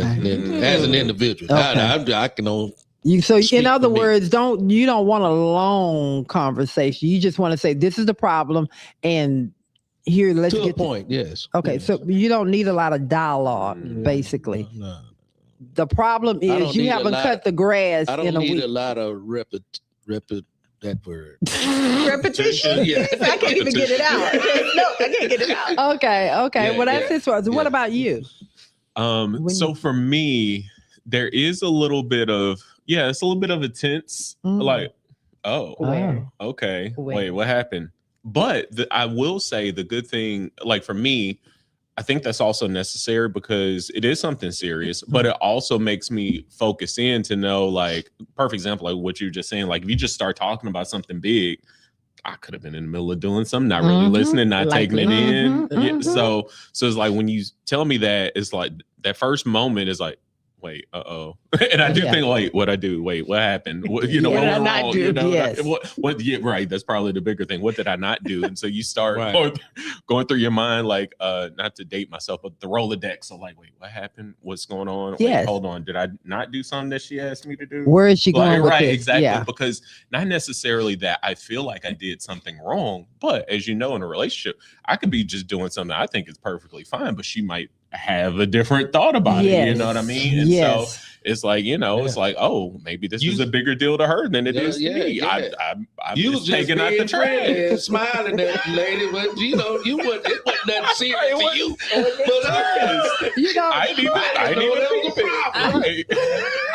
Okay, so I'm gonna come back again. Go ahead, Nikki. You got anything to say on this? Come on, therapize these two men in your thought. Oh, wait, what do I think when I hear? Yes. Oh, when I hear we need to talk, I automatically think, dang it, what is he about to do again with Pruitt Prep? What system is he? That's literally where it goes. It's business talk. All of his clients, y'all get a huge chunk of him. He's always up thinking and working. And let me change this. Let me add this. What do you think about this? You're a therapist. Would you like this in your business? I'm like, bro. Okay. Bro. Okay. Can we talk about something other than work? Okay. So no, that's what comes to mind for me. But the fact that you get tense, I think your thought, I could hear your thought being, dang, what did I not do? Did I not dust? Exactly. Like, did I dust that ceiling? No, I didn't. For me, I think that I respect the fact that you said you just give it to you, because he does, and he's been this way for forever. He tensed up when I say I need to talk. But for me, I want to have your undivided attention. Yes, if I'm bringing something to you that is serious enough, that's affecting me, I don't want to just plop it in, because the emotion of whatever that thing is can be so heavy that I don't know how it's going to come out. I don't want to have to make it look pretty, because it's been weighing on me. And so I'm finally at a point that I can talk. I think it needs to be full attention. And I think there has to be some, a level of respect. And I have to respect you not needing a lot of this, but at the same time, you have to respect me that I don't want the TV on. And he does this now. I have to really give it to before. I know, but he will turn the TV off, he'll turn around, but it's not necessary. I can just see his body in this, like, what is going on? So I think saying to you early on, hey babe, we have some things we need to talk about. Is it a good time today? Because I have to respect what your day was like, and you have to respect what my day is like. So is today a good day for us to talk? But there's and naturally, most people gonna say they're gonna always find something else that they can be doing versus just listening and trying to understand the other person. It's always there's a game on, we're doing this right now, and it's never a good time to have a conversation. And so we both when it come down to having a conversation, need to be more attentive and more receptive to the other person when they have something to say, and not tensed up, because you tensed up too. If I have something to say to you, you do the same thing. I do. I think one of the things that where we've come, we recognize our reactions to things, so for me, I've gotten to a place, like he said something to me, like he came to me with something last night. And initially when he first came, I'm like, not right now. Not, in my mind, I didn't say it, but then I caught myself, my body language, but I caught myself and I'm like, let me come back. And I think in this season of this journey, I'm paying more attention to whether I'm saying the words or not. What is my body saying, which is also just as loud. But that's communication. The breakdown of communication is literally about 70% body language, 23% tone, 7 to 10% the actual words coming out of your mouth. And so when you take into consideration, your body language is a bulk of what you're saying, because that's what you see. That is exactly. And then I'll also add one thing on that one of our mentor couples who actually married us mentioned in doing this is when you need that time to talk, is that you guys, they call it a knee to knee. And this is what we do. And this is what we do. Say that again. They call it a need to need. Yes. So when you need to talk and you need to have that serious conversation, just to make sure, hey, the game's not on, or I'm doing this, I'm doing that. I like what you said on, hey, let's make sure it's a good time for both of us. But then when we need to talk, you sit next to each other, your knees touch. Your knees are touching, you're and then you hands. can, because that way you're fully taking in what the other person is saying and not, being distracted, doing other things. So that's something we always practice. I think that really has helped us over the years. But again, that's without going through therapy. The Lord is good. I recommend folks go to therapy. You don't want to be 60 years in trying to figure it out. True. But I think that has helped us in so many ways, because we really love one another. So we've taken the time to really pay attention, either by choice or by hitting the brick wall, circles or whatever. But we talk to one another, and I see it, Aaron. Baby, I don't know. Aaron be like, keep it moving. Baby, she's on it. I love it. I'm just looking for the eye contact. I saw it. That's okay. So I think that's really good. Okay, Aaron, bro, they coming in here hot, aren't they? Yes, and I love that we go in depth, but we have so many questions now. Okay, go ahead. But before you get into the questions, You're gonna get us in trouble. well, go ahead. Let's go get into the questions. No, go ahead, brother. But you the co-host. In the beginning, I read the scripture this morning. In the beginning was the Word was God, and the Word was with God, and everything that was formed by the Word. And so I've gotten to a place now when I don't look at the body emotion or the receptive portion of her, whether she's gonna receive it or not. I'm at a phase now. I'm just dropping the word and let it manifest itself. There you go. You know, and it works. Just like like this morning we was talking about driving here. I said something to you, and then when we got here, you start picking up what was in the car. You know what I'm saying? Yeah. So just okay. I ain't gonna. If I go back and forth with you, it's gonna be an argument versus just drop it and keep it moving. And I think one of the things is, I'm glad you brought that up. Sometime is how you say things. When you say, just drop it, drop the word, and don't have a motive behind it. And I think most of the time we have hidden motives. So I'm gonna punch you because you pissed me off. So I'm gonna do that nice, nasty thing. But when you're just coming from a good, sincere place, just drop it. You know, if you love one another, it's safe. Yes. It's not coming to hurt you. Absolutely. It's just coming to help you. And that's what I was, we therapizing ourselves right now. That's what I'll be saying. If I say something to you, I'm not gonna keep repeating to beat you upside the head. I'm just gonna say it, and you might fuss at me a minute. Well, I ain't saying nothing else about it. It's drop. I see what I say. Period. And it worked. All right, Aaron, they coming in here. We gave y'all a moment and y'all came in hot. Let's go. Yes. So Herman Lane, his first question, he asked, why do we automatically associate let's talk with let's end or let's argue instead of let's grow? Oh, wow. I'm going to turn that to a therapist. That's a good one, Herman Lane. That's a good one. Thank you. He answered it. He answered it. He gave it at the end. When I said to you earlier, but where you going? Yeah. One of the things that we went into our marriage with from our premarital counseling was, if you take divorce out of your vocabulary, if it's not even there, again, where you going? Right. So you got to be. Evelyn told me, she said, if you have to have the same conversation 1,000 times, the fact that both of you are still willing to have the conversation is what's important. That's what matters. Whether you get resolved the first time, the 599th time, or the 1,000th time, you're still in it. You're still working toward resolve. And that's what's most important. So when you think about it, where you going? Where you going? Yeah. And sit and talk it out. I love it because that was the one security that he gave me from the beginning. Divorce is not an option. Correct. So even if I kicked and screamed and got mad or I don't want this, he was going to be here. And so as a woman coming from the things that I came from, that was and I have to be honest, maybe that I manipulated that too, because I knew that he was going to be here. And so I didn't have to grow. I didn't have to own my crap, because he was going to be here.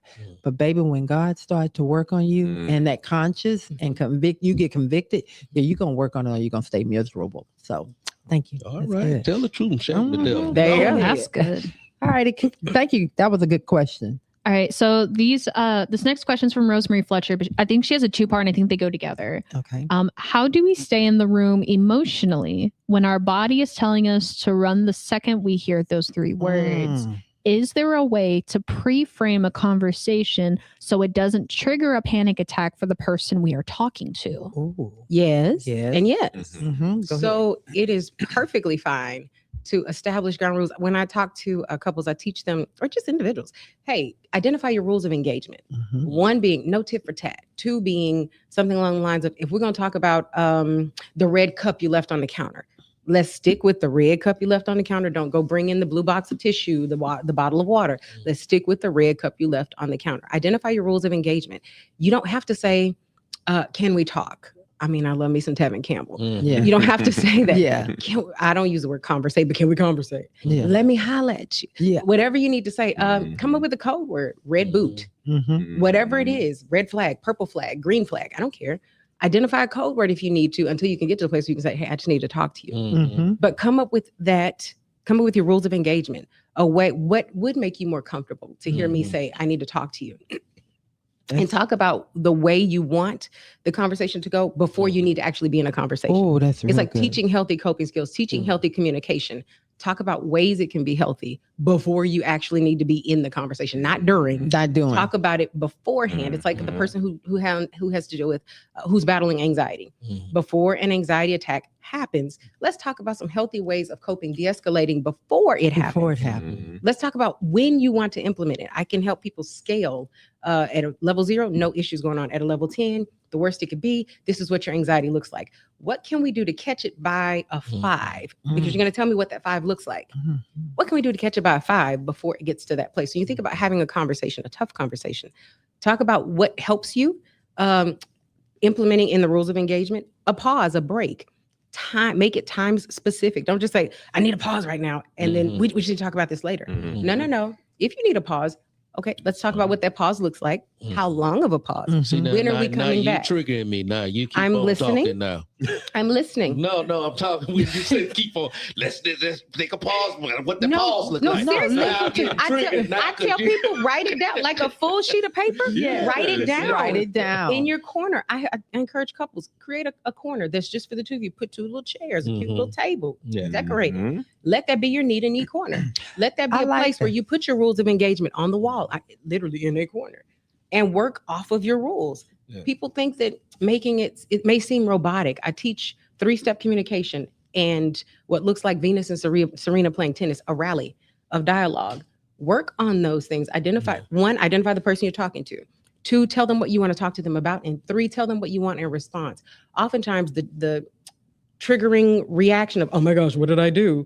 Comes with not getting that 3rd step in. Hey, babe, I want to talk to you about my day at work, and I just want you to listen. That 3rd thing, I just want you to listen. Or, hey, I want to talk to you about this thing that's going on in my business, and I want your feedback. So if you just want me to listen, I could probably tune you out because you really just want me to look at you. Yeah. If you want my feedback, okay, I got to focus. Let me focus. That's real good. What do I need to do?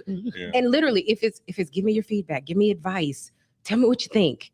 I need to listen. But if it's just, I want you to listen, okay, fine. And I'll say on this, I think that last piece is the most important because sometimes, and especially as it comes for women, as men, we are natural problem solvers. Yes. Oh, you want to fix it. And just as Brother Carter was saying earlier, it's like, I don't want to wallow in the what happened phase too long, but I will push back on that slightly. Sometimes you need to kind of figure it out, you know. And so I've tried to get more comfortable in that space. And so that's why I think those rules of engagement are so important, because it's like, okay, hey, do I need to listen here or do you want me to fix? Because my mind automatically goes into fixing, problem solving. Okay, I'm hearing. But the problem with that for us men is that we often get to fixing before we even hear the end of the problem. Exactly. Like you're 12% in the way in of explaining what happened, and we're already trying to fix have 12% of the problem and you're trying to fix it. You can't fix it. You need to get the rest of it. Yes, absolutely. Yeah, that's real good. I have a huge problem there. That's me. Come on, Aaron. I don't know if therapy can help that. It is when you relinquish your self-control. That's the word. Did I? You hit it. Okay. And see, look, I ain't charging nothing. Come on, Aaron. All right. The next question we have is from Joseph Lane. What do you do when the let's talk comes from someone who has a history of using your words against you later? Wow. I can't say nothing. When the words comes from someone who has a history of using your words against you later. I said what I said when I said it. I also believe that when you say something, how I feel today can be how I feel today.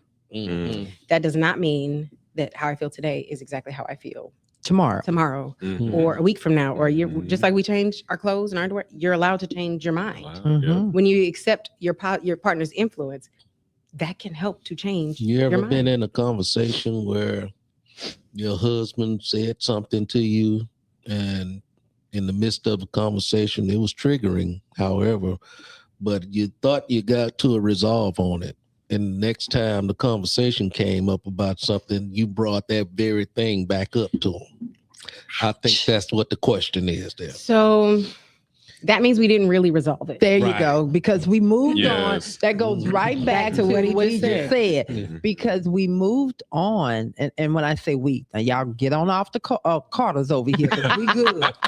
What I'm saying is we, meaning all of us. We moved on because we wanted the conversation to go end. On, and we just want to get to a happy place. But there was still a stank in the corner of the We room. physically made up, which happens so often. So often, yeah. And we did not verbally or emotionally or spiritually make up. There you go. That's the truth. You take that dirt and sweep it Sweep under the it under the rug, rug. And trip sweep it over under it the again. rug. Yes. But it's only so long before it's a huge lump and you're tripping over And you're it tripping again. over because it's coming back. And so that begs the question, am I fighting with a purpose? Am I really fighting or arguing this point because it's valid? Or do I just not want to be wrong? I think for me, and again, here I go. I tell y'all, Do you even want to resolve that part. I think for me, since I'm putting myself out this time. I think for me initially, it was I want to resolve, but I really didn't want resolve. I wanted to weaponize what had been done to me. And so I think that we spend a lot of time saying, hey, I need you to own what you did, but the individual that's saying it to you really want to keep holding that over your head. And that was me. I used, because of my own brokenness, my own issues, thank you, God, for the Love and Victory show, and being open to being transparent about my growth and what I need. I used my pain to weaponize versus really being able to sit in it and understand, because I didn't even know why things would just come up. I had buried it, I thought. And so I used it as a So I'm hearing a you issue became an us issue. Yes. And when a you issue is an us issue, we will argue and fight about your issue that is now an us issue over and over and over again. Yes. Now, when he I'm gonna say your husband calls that issue to the carpet or calls a resolution or a ceasefire to the carpet, oftentimes we can't accept that ceasefire or that solution because we're not over it. And we're continuing to perpetuate this us issue. If you take time to really be honest with yourself, you may realize your partner might be right. Well, I did. That resolution that you in some cases his ass was right. In some cases. He need to own his shit. I'm sorry. Did I say that out loud? Oh, I did. Y'all are on it today. But no, seriously, it is okay if he's right about something. And oftentimes he'll say it, and I'll take a step back and say, you know what? You're right. Yeah. Yeah. I'm gonna let that go. You're spot on. You're right. And it's okay to say that. Yes.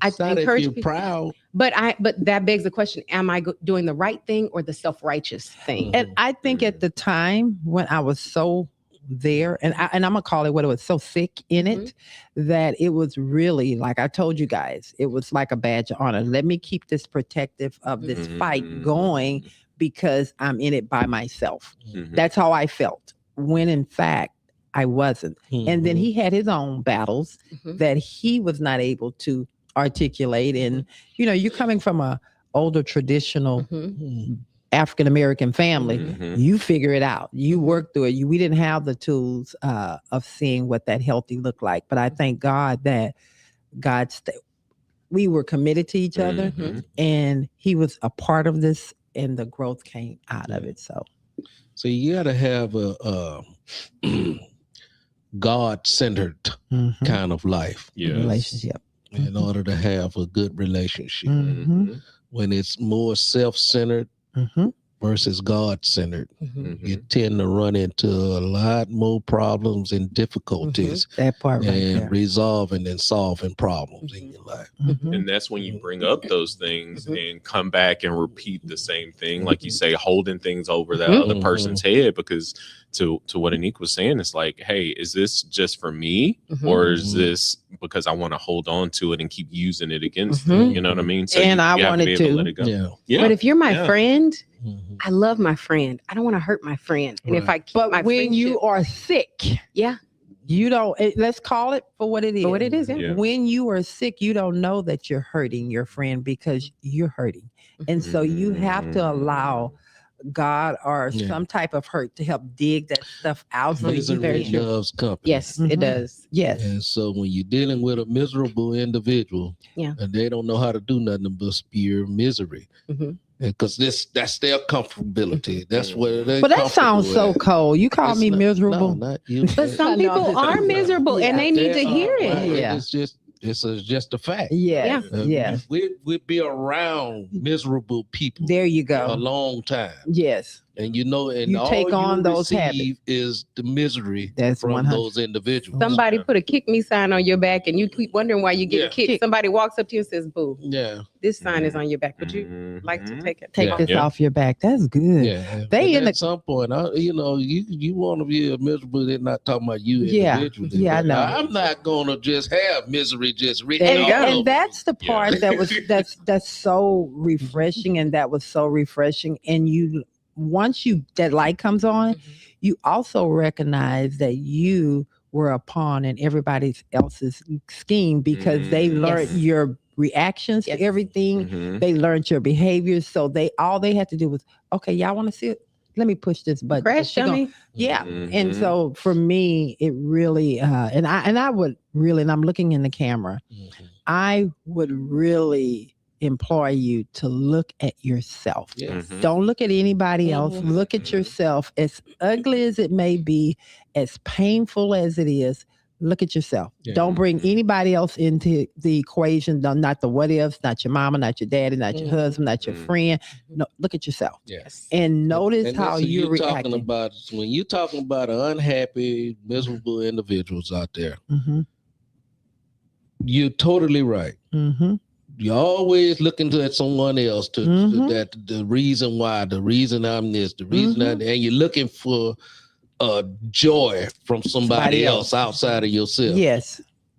It's not there. It's you. It's not And there. you know what? That's so good because so often you see, to me, you can only use, people talk about their upbringing and how they were raised. Yeah. You can only use that as an excuse for so long. Yeah. You know what I mean? It's like, Yes. come on, okay, you recognized it. Why are you still using Why that as you a that crutch? part? It's Yes, time that to get part. over that. And along those same lines, like, hurt people do hurt people. Yeah. And so you have to recognize that within yourself. One, hey, let me get out of this thing. I realize that I am purposely hurting people because I'm hurting, but I can't keep using this crutch of what mama did, what daddy did 20, 30, 40 years ago. No, you're this person now. Those things made you who you are, but you have to grow from it. But it's a shame. Some people want to stay in that kind of. They wanna stay Then there. if you want to stay there, stay over there. Stay over there by yourself. Not over here. Over I'm there. sorry, y'all. We asked the Carter You crew. can easily choose But joy. when you're could. sick, Over you don't hate. know. Well, Yeah. you can. You can choose that. But they want to can. stay there. The So, choice is there. but You can easily choose a smile versus a frown. But what we're gonna do with those people, if we're gonna we gave them a safe place to come in, but if they choose to stay there, you have to detach yourself from it because as long as you continue to allow them in their sick, it's not saying cutting people off, but you have to make a personal choice for your own health. I can sit in the midst of a miserable individual and still be joyous in my heart. Yeah. That has nothing to do. Your misery has nothing to do with me. Well, that's good. But the Carter crew wants us. We told them to talk. Come I'm on, Aaron. talking to the Carter crew. He's talking to the Carter crew. You know, you have to be comfortable with yourself. Well, what's the riddle? Brother Carter. Brother Carter's the riddle. He's not gonna let this riddle go. Yeah, he said I'm feeling myself. Okay, come on, bring the Carter crew in here. They are in here hot. I think y'all may have touched on this throughout the conversation, but maybe there's something y'all want to add. Sophie is asking, does let's talk always have to be about a problem or can we use it to build relationships up? Absolutely. Absolutely. You should use it to build relationships up. Yeah, but let's talk always. He don't like that It word. always say it's a problem. Wait. So Initially. wait. No. So what would you like to hear instead of let's talk? What's your phrase you would like to hear? No, I like I told you earlier, I just start talking. So I mean, if you're having a conversation, but that's not. But that's. But you see how that works for you. But the person, the other. Just saying, I know, but hear me out.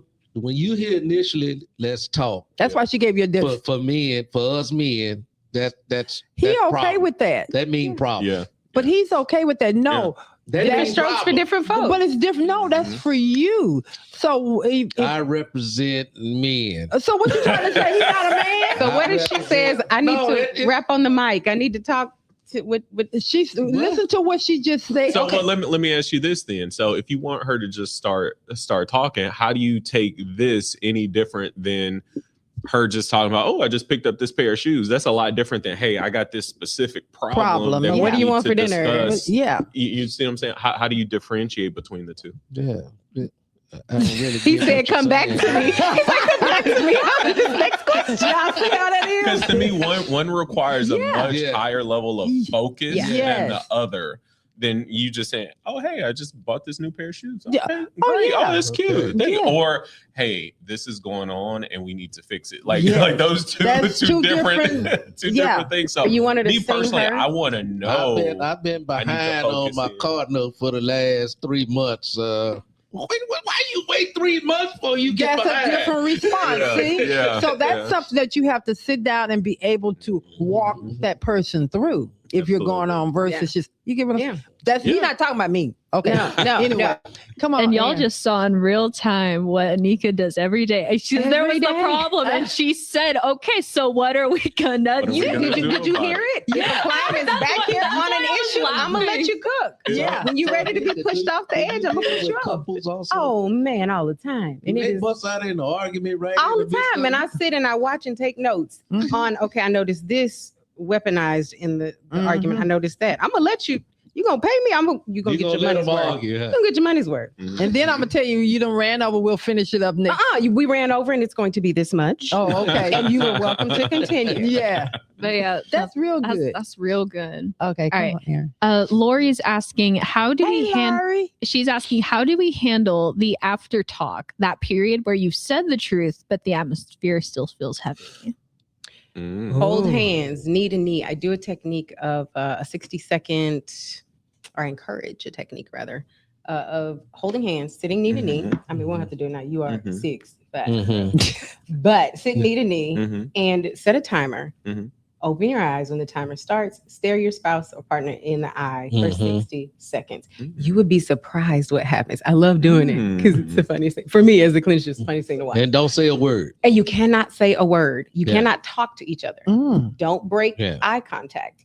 Sit and stare for 60 seconds. When the alarm goes off, then you can break stare and talk about what that experience was like for you. Oh, wow. That's a good, great tool. Because it's hard to argue when you literally are sitting this close to somebody. You might want to yell, but it feels odd to yell when they're right And there. then remember, I use that word friend. Yeah. We were friends for 7.5 years before we started dating. 7.5 years of shooting the shiggity, as somebody said. Hey, how was your day today? Oh, yeah, I had this class because we were, in school. Yeah. Hey, this happened. Or, oh, work was like this. Just shooting the breeze. You were my friend. You know about what happened. We went to the club the other night or what happened at this bomb house party the other day. Yeah, we got to talk about all those fun things. Or, hey, this is happening with my family. You want to join? Yeah. All the friend things were happening long before the relationship things started happening. And so when I remember that he's my friend, I don't want to yell at my friend. Yeah. I don't want to belittle my friend. I don't want to berate my friend. I don't want to intimidate my friend. I want to love my friend. And so if I keep that at the core, the foundation of my relationship, anything that comes our way can be worked out. It can be worked out. That part. Y'all heard her, right? She gave y'all some Now, free advice. that's only if you really love and care for your spouse. There you go. Yeah, that part. You have to care for your spouse in order to get to accomplish anything. Yes. But if you don't, why are they your spouse? That's why we have so many unspoused folks these days. That part. And they're so quick to want to say it's not working for me anymore. I'm Yeah. out. Yeah. Because they didn't establish that friend thing early on. I love Nah, it. nobody. They said let's talk, and they ain't want to talk, so it ended. I really wanted you to just see it my way. I really wanted you to just take my advice and just roll with it. Don't ask me any questions. Yeah. Don't challenge me. Ooh. All righty, come I on. like what you just said Ooh. though about 60 seconds. You gonna try when you get home? Yeah. I was just looking at my wife. Don't come back pregnant. Right then. it can happen because you can reflect back on how you feel in love the first Yes. time. Yeah. That just was when I was just looking at her. I was like, I remember why I fell in love with you. You were so beautiful. I was. Yeah. And sometimes we don't look at each other to Exactly. remind ourselves of how wonderful this individual is in my life. And so thank you for that. You're that was welcome. free. That You're was welcome. Yeah. That was free. And we were not knee to knee. We were just Right? Hey, your knees are Exactly. facing, See, you're facing. it's even better. That's good. Okay, come on, Aaron. You know, I think 40 plus years in marriage, like maybe y'all there- don't need to touch your knees. There's There a you go. connection there, regardless. So that's good. That's good. I might have a reflection of something bad. Get off my Mike Wills is asking, how do we protect our peace when we're the only ones who need to say, let's talk, but we know the other person won't listen? Whoa. I want to know why they don't want to listen. Yeah. Why they have so much control over your peace in something that you have to say? So y'all trying to analyze what the other person. Look at the question. Okay. No, seriously. I'm looking at the question. How do we protect our peace when we are the only ones who need to say, let's talk? Yeah. But we know the other person won't listen. So how do you protect your peace in the midst of somebody you talking to that you know not listening, don't not receiving you? How do you protect your own peace? One of the things that I've always practiced and encouraged is let me reflect on me first. Yeah. Is this something, remember I mentioned earlier, is this a me issue or is this an us issue? Is this a you issue? That's now an us issue. Is it me? Is there something I need to change? Is there something I have done is it my trigger that this person doesn't even know about? Right. That I need to address. And if I'm in a relationship that is not thriving, that is barely surviving, is this relationship a direct reflection of me and what's going on internally? Have I done so much for so long and this person maybe didn't say anything, that the door of their heart is closing? It's a vault and that door is shutting and it's shutting fast. Is it so much that has happened over time that needed to be addressed and was never addressed, and now that person is just bowing out? Or was this toxic from the beginning? Yeah, it should have been. And it shouldn't have been in place, or did it start off toxic and is even more toxic? So there are a lot of questions. A lot of things, a lot of relationships like that. Yes. Start off toxic and say, "Oh, let's get married," and we're gonna work it out. We're gonna work it out later. We're gonna work it out later. No, or a baby will fix it. Yeah, don't even talk about that part. No, you're gonna bring that baby into that toxic. Exactly. Make that baby a hot mess too. Come on, Aaron. But let's get this point across real quick, though. I mean, most of us coming into a relationship are. We have some issues. Okay. We all do. Yeah, everybody does. Yeah. So don't think you're going into a relationship and that person gonna be perfect. And if that person is perfect, you're gonna be the one not perfect. So and when you look at it that way, knowing that we all coming in with some baggage of some sort, you know, I can't look at my wife and say I'm so much better than her. Come on now. You know what I'm saying? Because you got all this baggage that you carrying around, but not reflecting on my own baggage. Because I have some stuff that I need to deal with as well. And so if you have that perspective, then I think you're willing to work through it. Yeah. Agreed. Yeah. Real good. All right. Come on. Right, we are on our last question from the Carter crew. Is it the last question? The last question. We've got Amy on here. She's asking, Brother Carter and Val. Oh, yeah, I'll go. Did you guys ever have a situation where you need to use the let's talk moment? Shit. Oh, I'm sorry. The beat was late. Yes, several times, and several times Why do you think I was triggered when I seen the title? Yes, and several times it blew up because remember, you come into a relationship with the tools you have. Yeah, those tools are either great tools or those tools are just you don't even have a shovel, you don't even have a hammer. All you have is your fingernails to dig the dirt out. So, yes. If I answer your question, yes. In those moments, and most time you come in with just your history. All you have is your history, what you've been through in life, what you know. And I think one of the things I'm going to go back, and thank you for asking this question, Amy. I'm going to go back to what Brother Carter said earlier. When the Lord is the center of your relationship, and there is prayer. And prayer over your relationship. Even when you are sick and broken, God is doing his thing behind the scenes.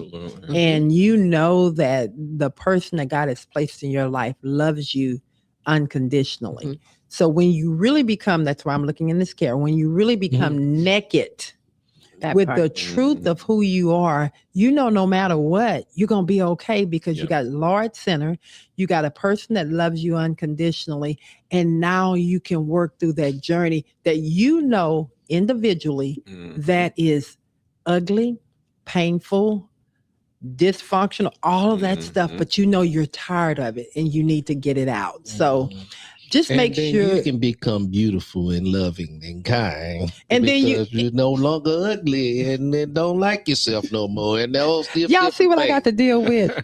But I want you guys to understand that it's never about how someone else see you, you know, and I have to keep coming back to this because those things used to trigger me and they didn't understand. And I'm not saying him, I'm just saying when people try to, and sometimes I am saying him, you know, it's triggering when people try to tell you how you feel when you try to tell you how you feel, even when you're trying to work through what you feel. You understand? And I think that that's also a part of the people that love you trying to protect you. And when you get to a place, and that's why I'm never going to dishonor my husband, because I know everything that he says and does is in my best interest. And so even when y'all see me pushing back on set or in a conversation or personally, it's that God has given me that voice to kind of understand and be accepting of that dysfunction that I had. And I'm hearing his track record. Yeah. I teach people all the time and I'm constantly reminded. God shows me, hey, you know, his track record said, this is probably what he meant, or this was his intention, or this is what he's doing. Track record speaks for everything. When you think about I think about him, I tell the story of when we first got married. He's an accountant. Everybody knows he's a CPA. He keeps receipts. If you want to know how much we paid for something for our wedding, I guarantee you we still have the receipt. It is faded. We'll be married 15 years later this year. He has the receipt. I'm like, can we throw these receipts away, please? No, but I know exactly how much you spent on the wedding too. It's in my spreadsheet. And he's serious. He's serious. No, but I remember going shopping maybe a month or two into the marriage, and I walk in the house with my bags, and he's like, "Where's your receipt?" Like, really? My first thought, I won't say who I was acting like. What the? You mean with my receipt? I work like you work. What you mean? Y'all. When I was in college, he created a very basic budget for me. Like I got my first apartment and I was like, okay, I got this much a month. I need this much money. I budgeted then, right? It didn't register to me that he had created a spreadsheet for our house. It's ridiculous now. It was a little more basic back then. He created a spreadsheet and all he was doing was, okay, you spent this much today. I'm going to look and see how much you spent the next month. We just got married. So if I look at the next 6 months, that'll give me a way to project and forecast how much we're going to be spending so I can create this lovely budget. Did he use his words and say that? No. All he said was, hey, can I get your receipt? Yeah. Because you felt like now you're being controlling and invasive. Yeah. I know you not. Yeah. Very true. Now, when I talk about track record, my car note got double paid. Certain things got double paid for like 3 months. And I kept looking at the bank account like, no, I can't join my money with him. I ain't got no money. What is up with it? Well, what was happening is we had two separate logins. So I was paying my car note. He was also paying my car note. He was, as the husband, the man in the house, like, okay, how much? And the person with the business degree, I'm gonna go ahead and pay these bills. I will not let her have to take care of that. I'll do that. All I need her to do is drop the rent check off. We were in an apartment at the time. I just need her to drop the rent check off at the complex office. I'm good. I'll take care of everything else. He didn't say that though. So he's taking care of bills, paying, and I'm like, and then he asking me for my receipt. I said, we ain't got no money. So as we started talking, he said, so 6 months in. So the reason I keep asking you for receipts is every month I'm keeping the receipts in a Ziploc bag. And I am taking all of them. I'm adding them up in a spreadsheet. See this right here? This is an estimate, a forecast of how much, since we've been married about 6 months now, this is how much we spent each month on these items, getting your hair done or getting your nails done, going shopping. I have no problem with that. I just want to budget about how much it is so I'll know how much to forecast. His track record showed he's consistent. He wanted to make sure I was taken care of, protected, covered. When, like he talked about the house buying. I said, oh, we make this much money. It's just us. We only need this much house. Yeah. He's foreshadowing. I know at some point we're going to have kids. It's not just us.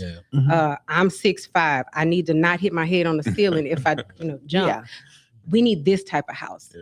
He was looking further into the future than I was looking. I'm like, no. Here and now. This is how much money we make. It's so smart. His track record said, I don't run out of money. It's a little crazy. I don't not pay my bills. I think what she's saying, Hey guys, Probably. for those that are not married to an accountant, and for those that are not married to a therapist, what she was saying is that there was a plan in place. Look, Brother Carter saying he crazy, but no, there was a plan in place, but they failed to communicate. Communication. So even though he was consistent in what he was doing, and he was looking out for the best interest, just like Brother Carter is always looking out. So he's looking out the way that he knows how. And he's still trying to make sure that the home is good, which I'm the home in his way sometime without communicating is also it could be very damaging. So I don't want to use but that goes back to track record. If his track record has always been, I want to take care of her. I want to provide for her. Before jumping to conclusions on the question or the request, maybe I need to check myself and say, wait, is this a me thing, or is this something he's doing to hurt my feelings? That goes back to why it's so important to really look at yourself. Correct. Don't put it on anybody else. And so check you first. If y'all haven't learned anything today, y'all got a little deeper into the Carter's business, you know. And let me give one more thought on this, because for the men out there, the husbands, here's one of the things that I learned about that is that we don't often communicate well enough. And so although I kind of had this plan, this vision, this thing laid out, it's like I could have as we say, take things upon yourself. I could have taken it on myself to communicate that better to her, so she didn't feel a certain way about it. Like, hey, no, babe, here's what I'm doing. This is why I'm doing it. Because of those things at the very beginning, that's why when we went to buy that house, we could, because we had budgeted, we had saved, we had forecasted, we had the money to do it. So it was more house than we needed at the time. But I'm looking down the road. Now we've been in this house 13 years that I haven't dusted fully, but we've been there 13 years, 3 kids, and it's still just fine. So anyways, as men, let's be sure to communicate. Exactly. So as men, be sure to communicate and have these talking moments. Let's talk and let's go over this. Let me ask you a question. Yes, sir. What prevents us from talking? Do we feel like it would deter us from our plan? Do we feel like we maybe have to be vulnerable to express ourselves? What keeps us from doing? I really think that's it. It's having that innate vulnerability, because as men, we are protectors. We're just doers. We're protectors. We're doers. We're strong. We want to protect those around us, our spouses, you know. And so having that talk, you have to verbalize and be vulnerable and explain what's going on. And I think we have a general issue with explaining what's going on. Okay, you said a key word to me right there, because I have a huge problem. I can have a conversation, but now you want me to express and explain. I'm like, I'm not built like that. And sometimes they don't know. Some men just flat out are like, I don't know what to do here. I'm scared. I'm nervous.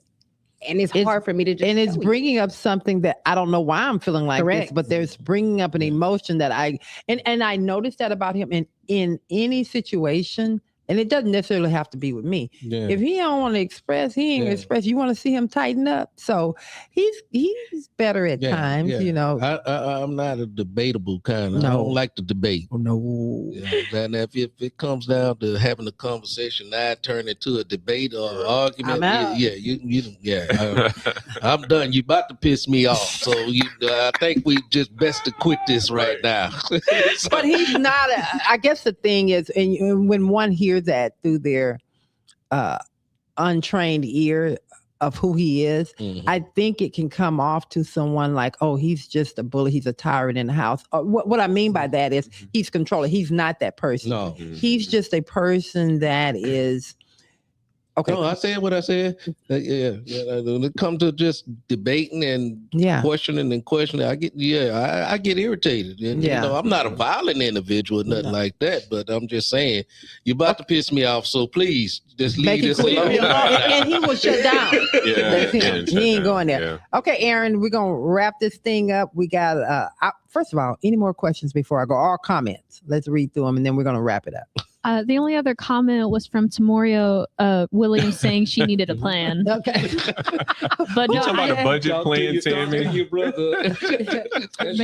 no, everyone came in with their questions at the top of the hour. And I think this is just one of those ones where it's just we sit back and we soak it in. Because how many questions have we got where we're like, you What know? did Mike Willis say on here? I think his question. He made a comment down here. It says, "How do you?" Okay, we did answer his question. How do we want to let go? Okay, I just want to say this.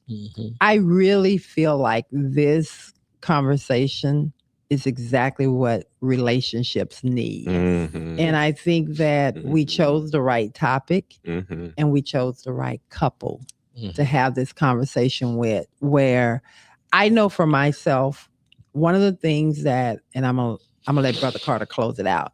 But one of the things that I love so much, and I'm so grateful for God for, is the Love and Victory Show with Val. This is a safe place where it's judgment free, that you can just come in and you can have a conversation about real life.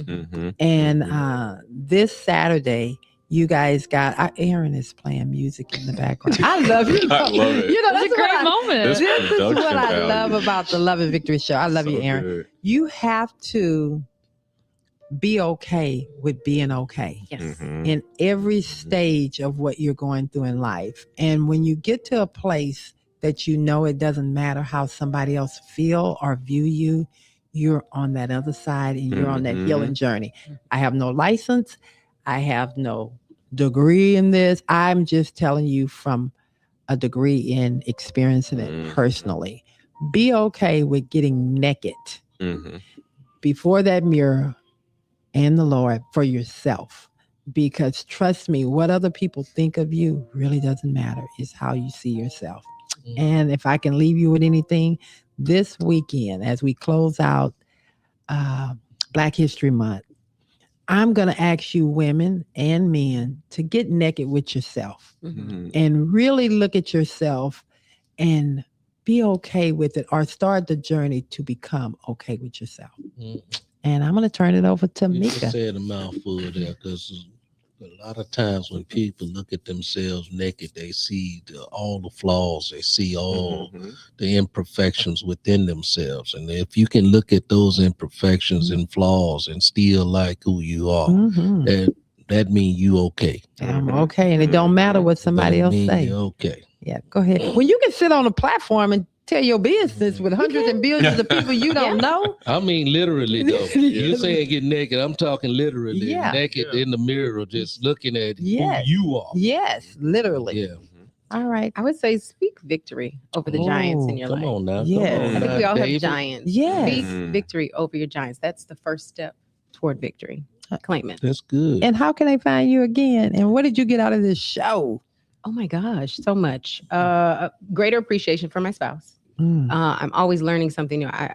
One his uncle and his wife mentioned to us at our rehearsal dinner. They said they're both PhDs. They're like, always be getting your PhD in your spouse. And I'm so appreciative to always be working toward my PhD in my spouse. I'm always learning something as we evolve and grow as individuals and as a couple, as parents. And so I'm appreciative for you. Oh, thank you so much. I appreciate it. That deserves a kiss. Turn your head, Daddy. Turn your head, Mom. All right, then. And to you, Al. Yes, for me, I would say, less talk doesn't have to be a bad thing. Correct. Let's take it. I look at it as a growing moment. Yes. Because there's an opportunity to grow. There's an opportunity to get a PhD in your spouse. There's that opportunity there. As Brother Carter said, look at yourself naked. And guess what? If you don't like it, there's opportunity to change it, do something about it. Have a plan, have a structure. But sometimes you just have to sit in where you're at, and that's okay. But having that conversation helps you grow, helps you get to helps you understand where you really want to be. So set a plan, work towards it, talk with your spouse, have your need and ease, and go over how can we do better? How can we get to where we want to go? How can we get that PhD in one another? Right. 100%. And how can they find you? Yes, you can find me on all platforms at Pruitt Prep CPA.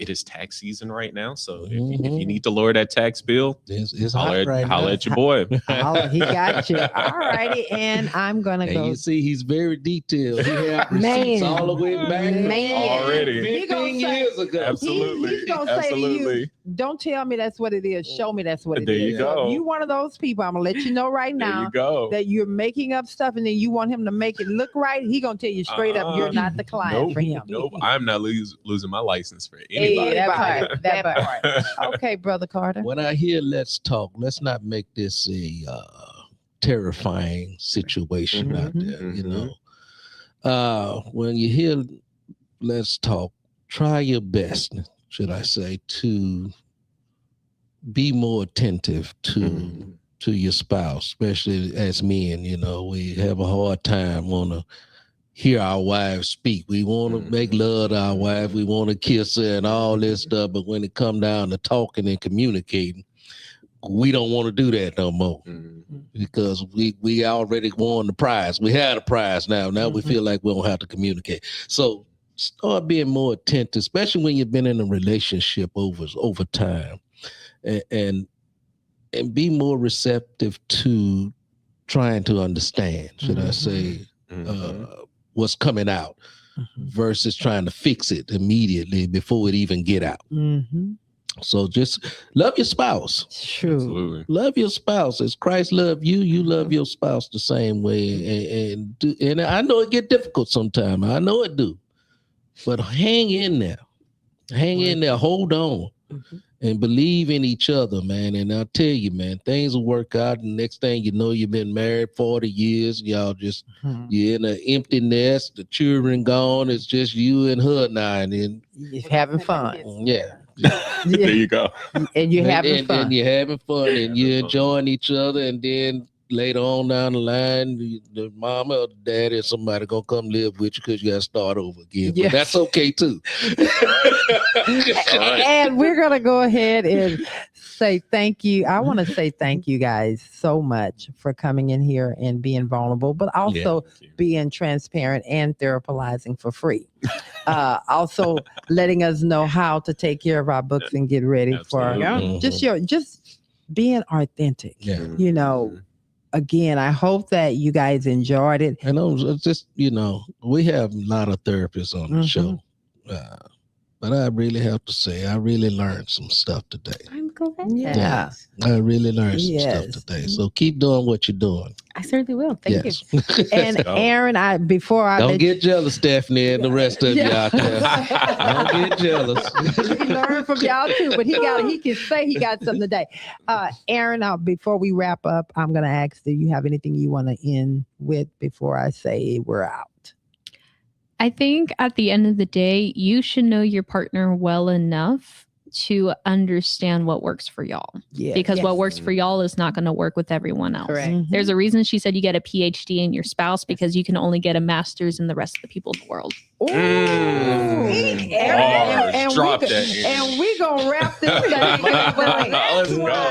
She is the engineer, the coordinator, and of course, a lover of the Love and Victory Show. Until next Saturday, I tell you, we're out of here. Go be great. Go enjoy yourself. And I hope and pray y'all enjoyed this show. Leave it. Put some comments in. Let us know what you think and tell us what you want us to talk about next time. God bless you. We love you. We're out of here.